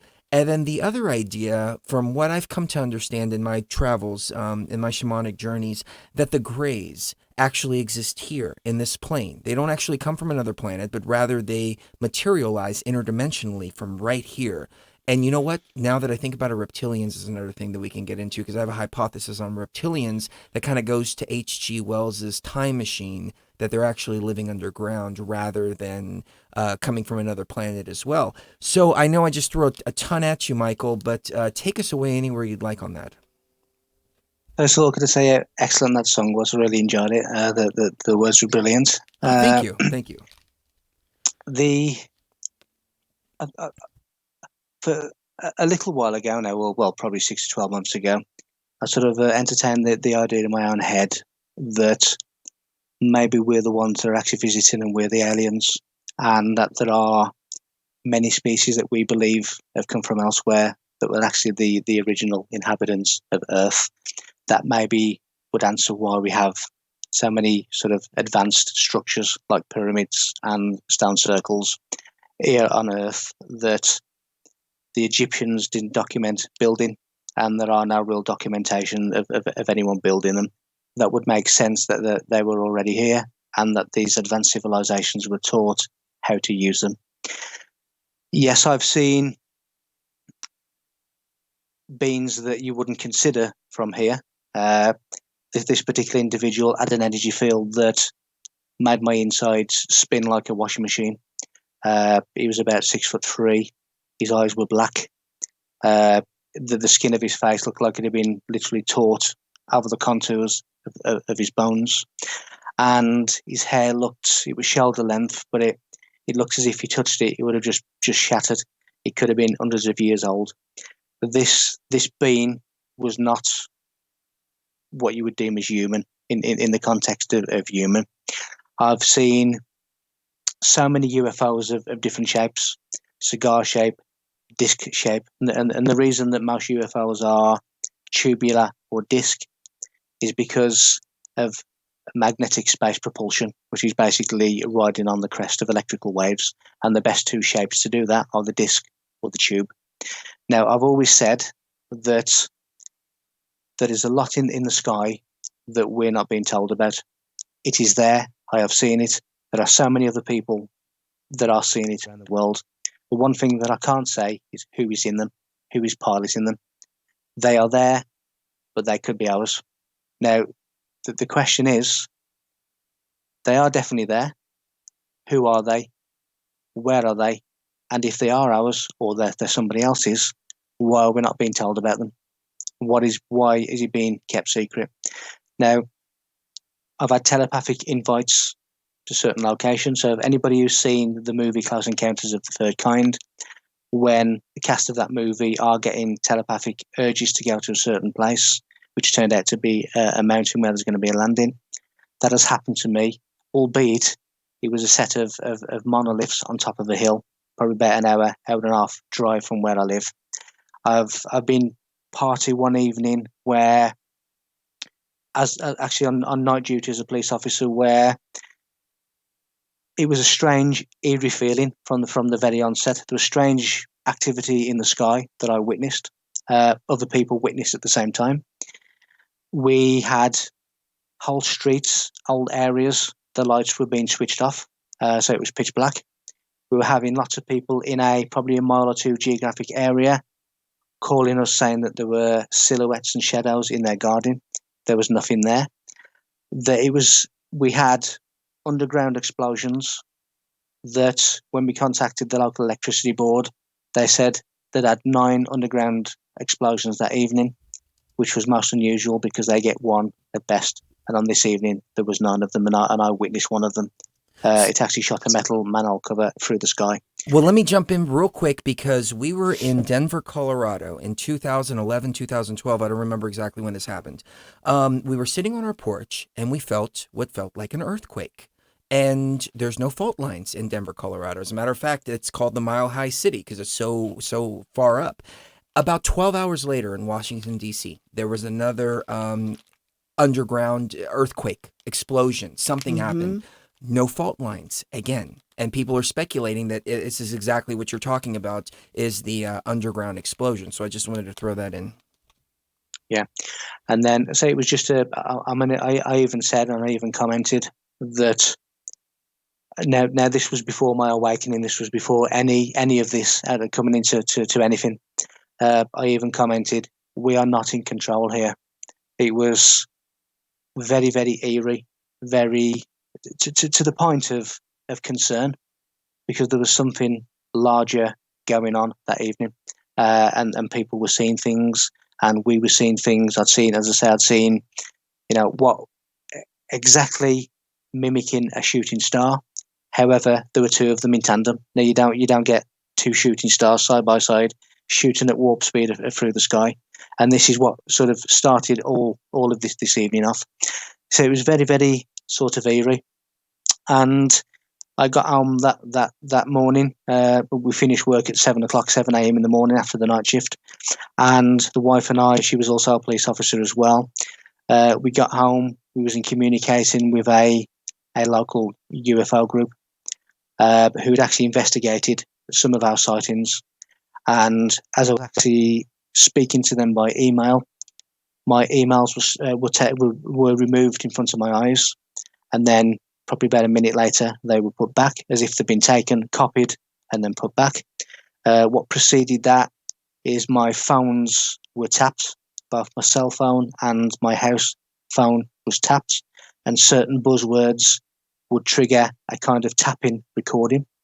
We actually got a sort of a network provider engineer out, because we had a telephone wire box outside the house, and he came out and actually found an anomaly inside the box outside of our house, and he says, I don't know what this is, but it shouldn't be there, and he removed it and took it away.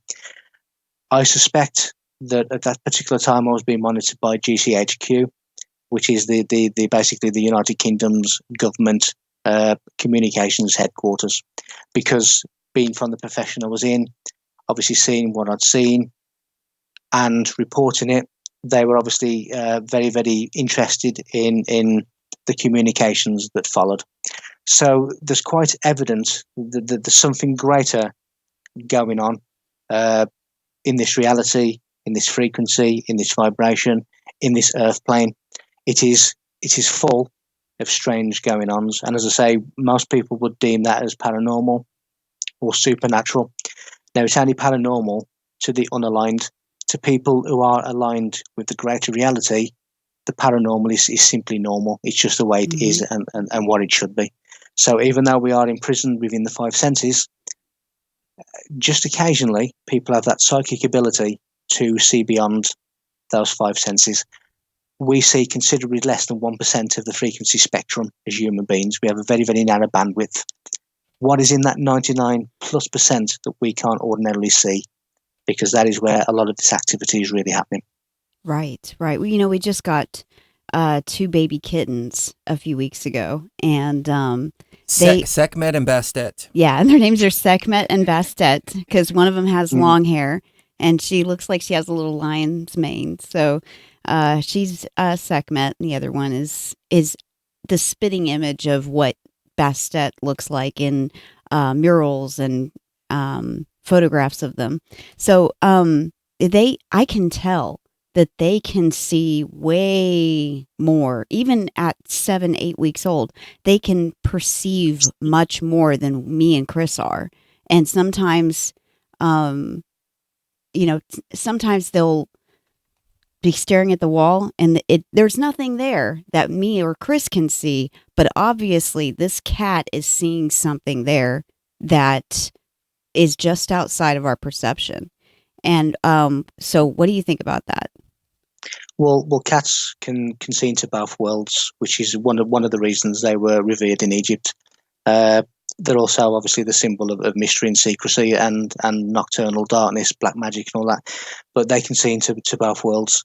And there's one instance where the wife and I used to take in this stray cat that used to just turn up. We used to feed it, water it, and it'd go. And it came for many weeks, many months. And then all of a sudden, we didn't see he or she again. And one evening, I looked up and saw a sphere, a circular ball of light, traveling across alongside the wall, which was the wall that this cat used to enter the front door by and walk along the wall to get to where he was going in the house. And I saw a circular sphere of pure white light.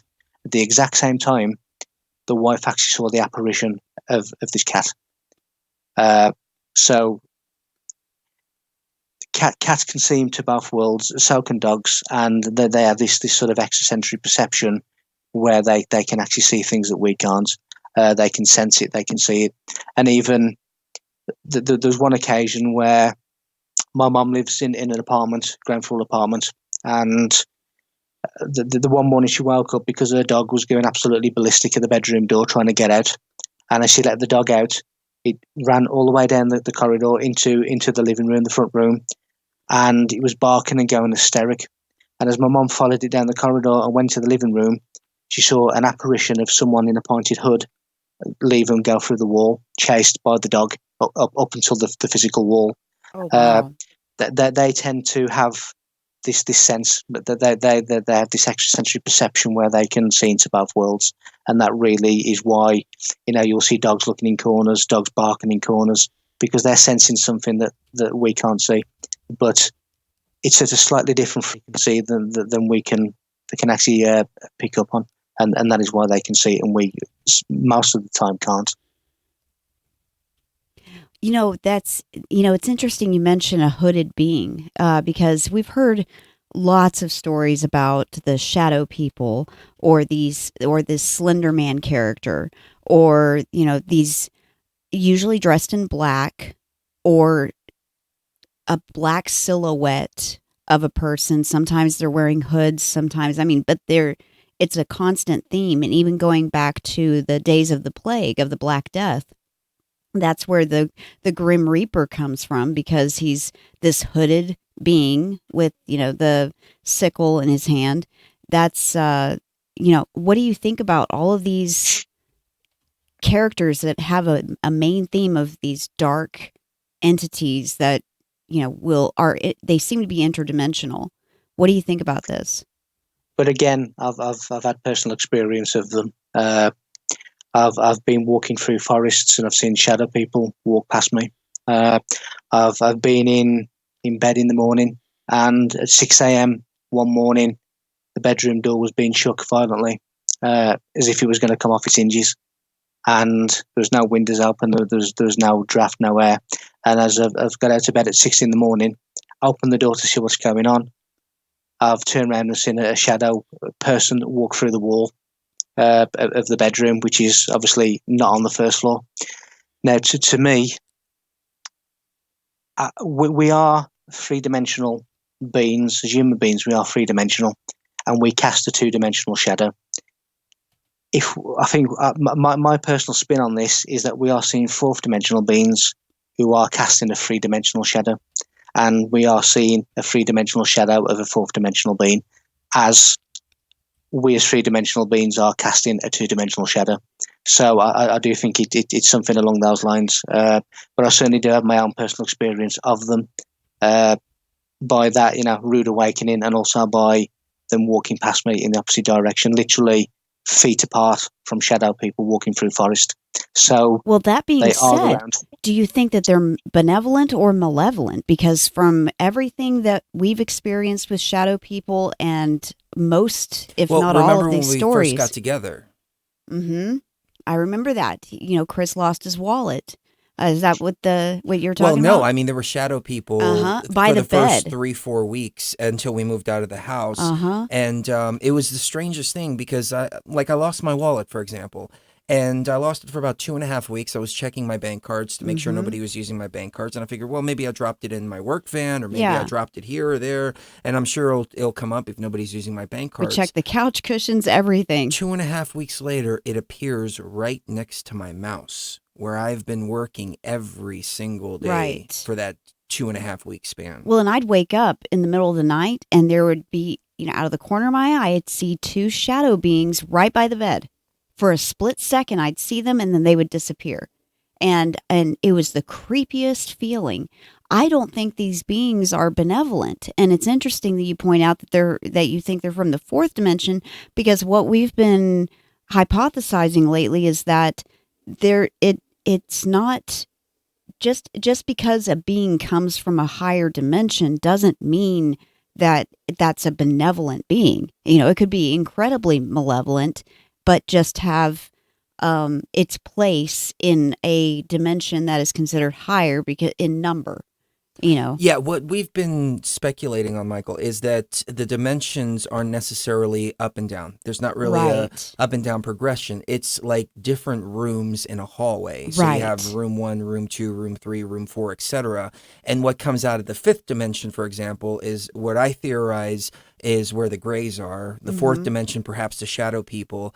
And they're not necessarily, it's not necessarily a higher and lower thing, and they're not necessarily benevolent. I mean, some may be, but some may not be. So your thoughts? Dimensions are basically the amount of viewpoints you have to see an object.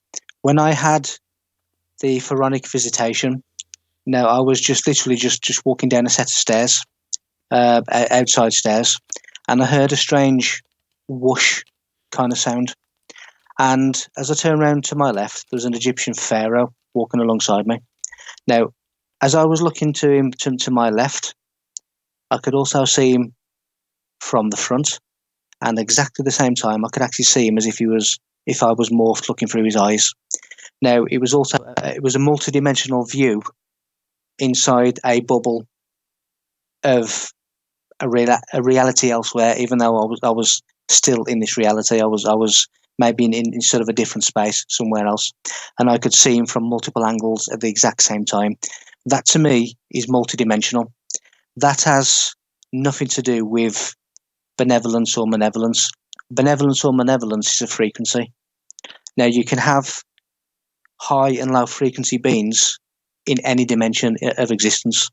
You have high and low dimensional beings in this existence. You have it in the fourth, you have it in the fifth, and so on and so on and so on. So I don't think necessarily that just because somebody's a fourth or a fifth dimensional or sixth dimensional being, that they have to be a being of light and they have to be all of the good. They don't. It is really on their frequency, on their vibration. And if it's a negative, low vibration, it is more likely to be a malevolent than a benevolent being. Well, and also it's relative, in my opinion, benevolent and malevolent. I mean, take us, for instance. A cow would see us as the most malevolent beings in the world because we eat them. We raise them so we can eat them. But we would think that we're benevolent, and we so it's all really relative. We think we're benevolent because we feed it every day, and we milk the cow, and we take care of them, and we deliver their babies. We look at ourselves as benevolent, and it's just at the end of their life, we chop them up and eat them. But to them, we're horrible for doing that. Right. Of course, and I have many issues with the way in which humanity acts. I mean, personally, I'm a vegetarian, so I don't eat animals on the principle of I don't want to eat an animal. But people make that choice, and it is a matter of perception. Perception is really the story of the three crosses of Christ, where you have the two organs of perception, which are the physical eyes, which basically are controlling perception instead of your spiritual side, which is the pineal gland, the middle cross of Christ. Yes, it is really a perception.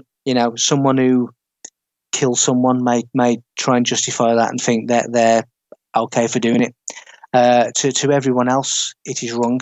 To them, it isn't. So it's really a matter of perception of what is wrong and right. But malevolence or benevolence, in a reality of duality, there can't be anything else other than negative and positive, which is allowed to coexist because of the neutral, the unseen, mysterious force of a neutral. Something it has to be one of those categories in an illusion of duality, and by their actions, by their trickery, by their deception, by whatever they do, can normally give you a clue as to where they're coming from. Although a lot of them are very, very good at trickery and deception, and sometimes people will believe that they're talking to benevolent beings when really they're being tricked. And again, I've had personal experience of that kind of thing as well. So dimensions isn't really that greater relevance. It is more to do with the frequency and the consciousness of that being. Interesting. That's a very interesting take. The vegetarian thing, I went down that route briefly, but then I realized the balance of Earth in and of itself. So, for example, in Yosemite here in the United States, they hunted the wolves to extinction, almost to extinction, in that little region right there. And what happened is the deer started acting in an unnatural way and started eating up the forest, which was then affecting the beaver population. So as the forest was dying, they realized, oh, wait a minute, let's reintroduce the wolves into the ecosystem, and that actually rejuvenated the forest, and the beaver population started to flourish as a result. So I realized there's like a balance. Now, I agree with you though that what we're doing to animals is an atrocity. It was never meant to be factory farmed. It was never meant for any of this. I mean, these are horrors that no consciousness, whether it's sentient in the way that we are or not, should ever experience. But I would say there is a balance to this matrix, and I haven't really been able to explain why it's so predatory. But even removing humans from the equation completely, you still have a predatory cycle. And the only thing that I can think of is that it's energy sources that are, it's a perpetual motion of energy. So you have one that grows from the ground, one that eats that grows from the ground, and then it's just a cycle to keep the energy moving over and over and over again. Any thoughts on those ideas? Everything in the universe works in a cycle. Every known life form begins as a sphere, as a circle. And that is one of the reasons why Earth cannot possibly be flat. Everything, even nature, has a balance. Even, the birth and death cycle of humanity, there is a balance. People leave and people arrive. And it's almost like the door out and the door in. Everything has a fine balance. when you start interrupting with that balance, you start to see the negative consequence that you're talking about.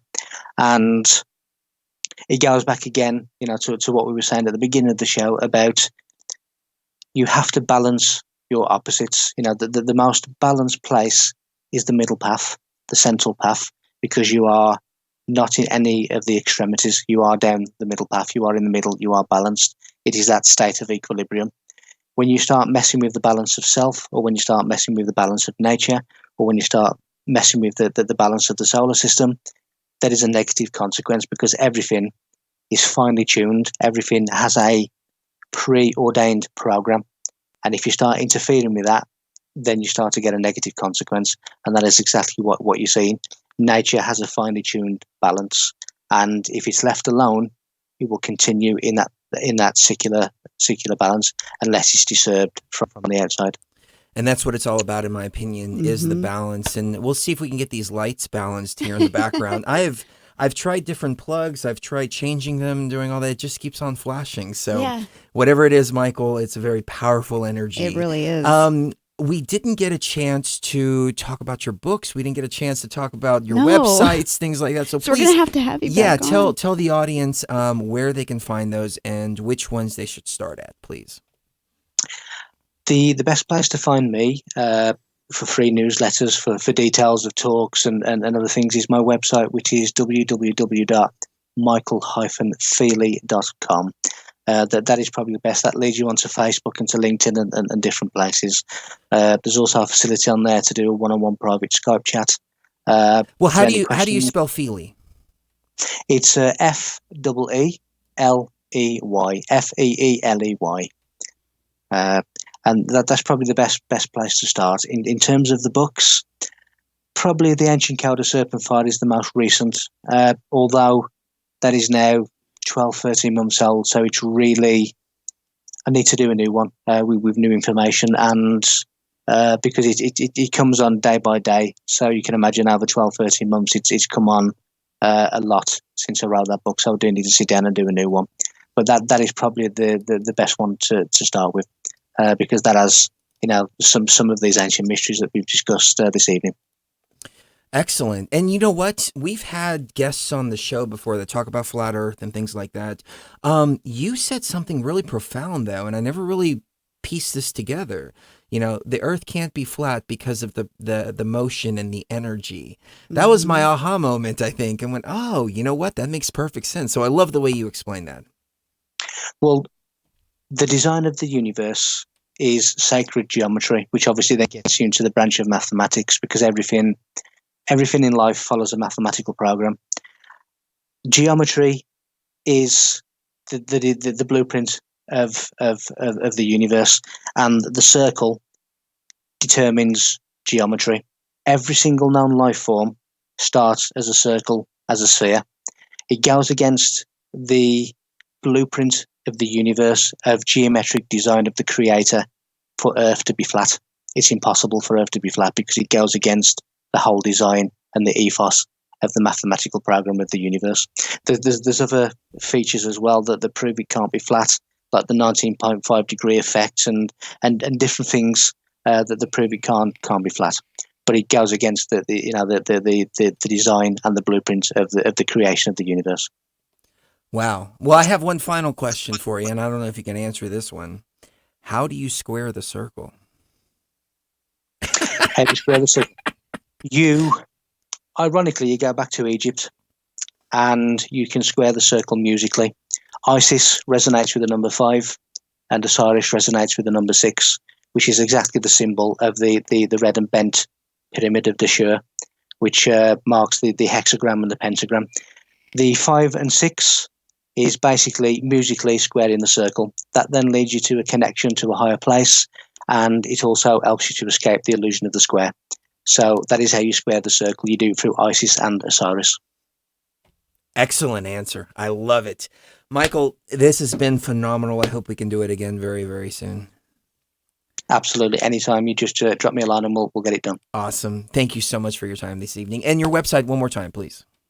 It's www.michael-feeley.com. Awesome. Have a great evening. Thank you both. You take care. Take care.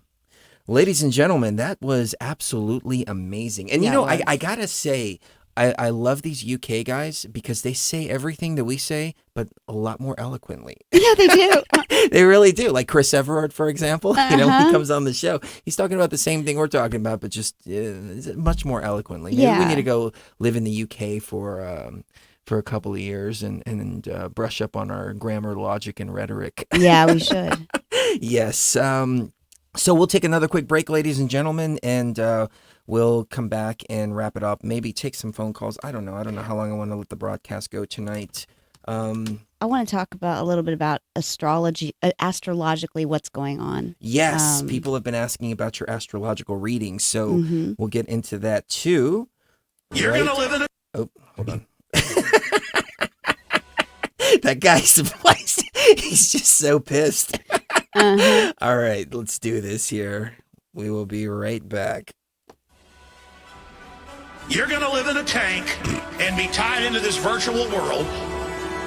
You'll be able to wire your head in and just get unlimited pleasure. It'll feel like 10 times the best orgasm for 3 days if you want straight. They're taking the DMT. Hitler took the DMT. Stalin took the DMT. Mao took the DMT. The DMT. Hitler took the DMT. Stalin took the DMT. Mao took the DMT. The DMT. Hitler took the DMT. Stalin took the DMT. Mao took the DMT. The DMT. Hitler took the DMT. Stalin took the DMT. Mao took the DMT. The DMT. There's the owners of Truth Frequency Radio. They believe they're communicating with entities. They call them clockwork elves. I'm not going to get into what they're interfacing with. They believe they're in contact with off-world groups. Chris Geo, Truth Frequency Radio, he takes it. You see the elves, little green hats. We're in trouble, ladies and gentlemen. We're in trouble. The clockwork elves, all of it, I shouldn't even get into it. There's a reason they're all whacked out of their minds. They're taking DMT. And the point is that their whole science is way ahead. We don't even know what they've got. They're in power because they're taking the DMT. Hitler took the DMT. Stalin took the DMT. Mao took the DMT. Chris Geo took the DMT. Hitler took the DMT. Stalin took the DMT. Mao took the DMT. Chris Geo took the DMT. You think they're all a bunch of old men? They're in power because they were into this stuff 70 years ago. The DMT. They were jacking DMT 70 years ago. They were injecting it. They're taking the DMT. Hitler took the DMT. Stalin took the DMT. Mao took the DMT. Chris Geo took the DMT. Hitler took the DMT. Stalin took the DMT. Mao took the DMT. Truth Frequency Radio took the DMT. I shouldn't even get into it.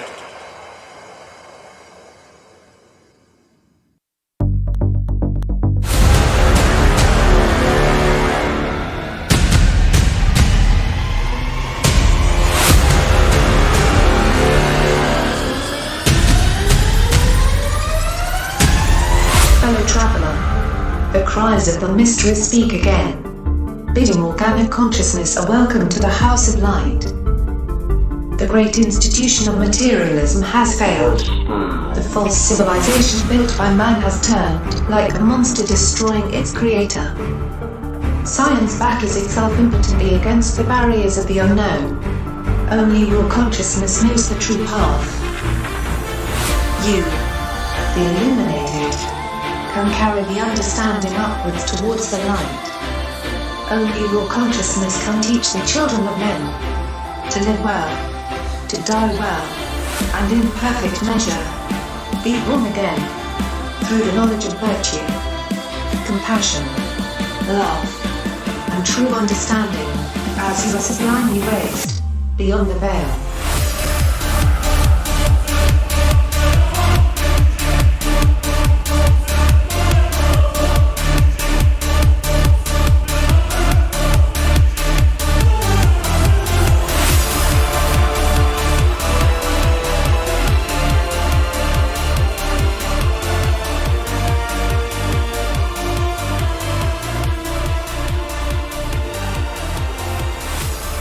All right.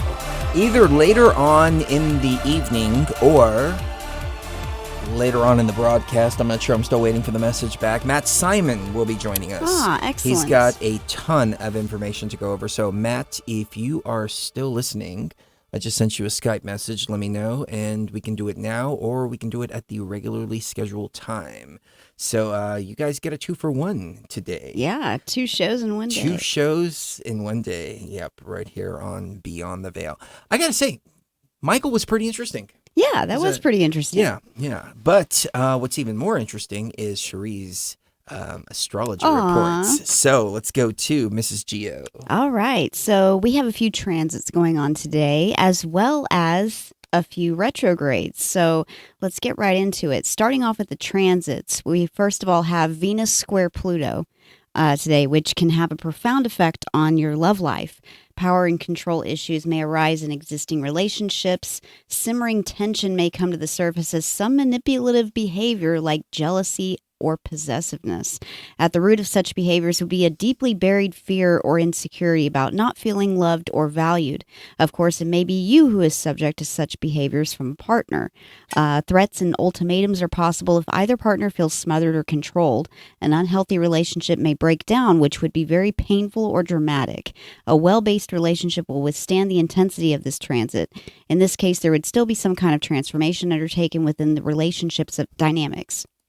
New love is possible now, though, and it could seem like instant attraction. However, you must realize that also that such an infatuation may lead to an abusive or even violent attachment. And that's going to be going on at least through today and tomorrow. I'm not quite sure when that ends, but, that's something to watch out for. Also, 2 Venus transits actually today. We also have Venus trine Jupiter. And that one brings good cheer, optimism, and plenty of love. It's a great time for dating, but also for mending stressful relationships. So a lot of influence on relationships in general today. Also, we have Sun sextile Neptune, which heightens your sensitivity and ability to read people and situations. Any intuitive or psychic abilities are enhanced under this spiritual transit. Greater empathy and receptivity by both you and others means that all of your relationships will benefit from a shared understanding that may be nonverbal. It's not a particularly energetic transit, but you should feel keen to involve yourself in group activities and spiritual work as well. So it'd be a good day to journey spiritually. So as far as the retrogrades go, we have Jupiter, Saturn, and Pluto all in retrograde right now. And let's just start off with Jupiter being retrograde. Expect to feel mental, philosophical, and ideological expansion taking place when it comes to your personal values, relationships, and your connection to spirituality. Jupiter retrograde is bringing our stuff to the surface. To be sure, face whatever arises, follow the paths that are currently unfolding in front of you, and allow your intuitive nature to guide you toward the areas that need your attention during this transit. Jupiter's excitable, lucky vibe combined with Sagittarius's knowledge-hungry, thrill-seeking energy will help you face these areas of your life with positivity and zeal. Be careful, though, of getting overly optimistic. Keep those feet on the ground, friends, which can cause a little crash and burn post-retrograde. And that will be, let's see, until August 11th. It started April 10th and it'll be going on until August 11th. So that is quite a while, to be in retrograde. But it says, and rather embrace shifts with cautious optimism and a true openness to everything and anything. Remember, everything was once foreign to us at one time, and we mustn't run from the unfamiliar. We also have Saturn in retrograde until 2020. No, let's see. Oh, it's in Capricorn until 2020. But I'm not quite sure when that one ends. Hold on. September 17th. So until September 17th, Saturn will also be in retrograde. And that includes, let's see. Some pretty sexy astrology, Mrs. Gio. Aw. Hold on, where's both of us? Here we are. Yeah, you're looking really cute tonight. I just Oh, wanna thank say you. that. So are you. hmm You know, when we were doing radio, ladies and gentlemen, I think I might have mentioned this once before. I told her, I said, we should do News in the Nude. News which is in a the segment, Nude. which is News in the Nude. And she's like, no, I'm not getting nude on radio. And you're like, sweetie, it's radio. I was like, sweetie, nobody's going to see you but don't me. actually have to get nude. But yeah, we should do sexy astrology. Yeah, So I like all right, that. Go for it. Saturn retrograde transits are excellent periods for assessing our progress. Saturn's pressurizing manner is generally less intense during its retrograde transits. With some of the heat off, we may feel more enabled to face the challenges of these transits with new eyes. Saturn retrograde in Capricorn may have all of us particularly focused on meeting exacting standards and acting with integrity. And I don't really want to go into like the individual horoscopes because that would take too long. So let's move on to Pluto retrograde. And that's going to be going on until October 3rd. The major influence on Pluto retrograde this year is Saturn conjunct Pluto, which means hard work and serious business. Before let's see. Pluto retrograde in transit is a regular cycle lasting 5 months every year during the opposition to the sun. As with all outer planets, it causes less concern than the rarer inner planet retrogrades. Transiting Pluto retrograde is a time of reflection about power and control in your life. If people have controlled or manipulated you, then now is the time to let them go. If you've been too controlling of others or situations, then it is time to let go. This is not a time for power tripping, but a time for elimination. Fated events and repeating themes will reinforce which of your controlling habits, compulsions, addictions, or prejudices must be eliminated. If you've been too smothering or controlling in a relationship, holding on too tight, then you may be forced to let go. If obsessive or compulsive behavior involving food or drugs has taken hold of your life, then events may force a turnaround. The more intense your destructive behavior, the more extreme the detoxification or withdrawal stage will be, such as going cold turkey. Perhaps suspicion, secrecy, racism, gambling, or porn are taking control and holding you back from spiritual evolution. Trust in your spirit guide, yourself. In my opinion, that would be yourself. That would be your raw consciousness. Trust in that and think of the extremes your ancestors endured to have their genes expressed in you. Destroying things which have control over you will increase your spiritual power and lead to personal mastery. That's really the main thing that's going on in the astrological world. You've got Mercury in Taurus, persistent, practical, purposeful, influencing the way we think and communicate. When it's energized, when Taurus is very practical and determined, and so when it's energized by Mercury, it can help turn our loose ideas into real plans, concrete values and practical perspectives. Imagination and wishful thinking are going to take a back seat when Mercury moves through Taurus. Instead of wandering conversations and fresh thoughts, we're actually given the gift of stability. We're able to take our time, plan our path, and create strong foundations that can benefit our future. Venus is in Aries right now. Aw. You can't help it. He's so cute. I'm so proud of him too. He's been working out really hardcore for about 3 months now, and his energy has just transformed for the better so much.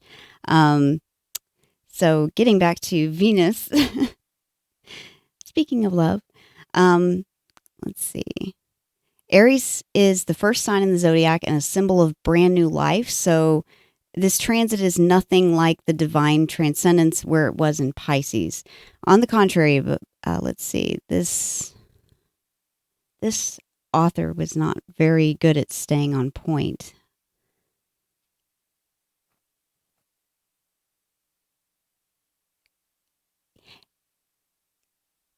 I think it's all about commitment issues. Venus being in Aries is really about commitment issues, and especially on the part of the female.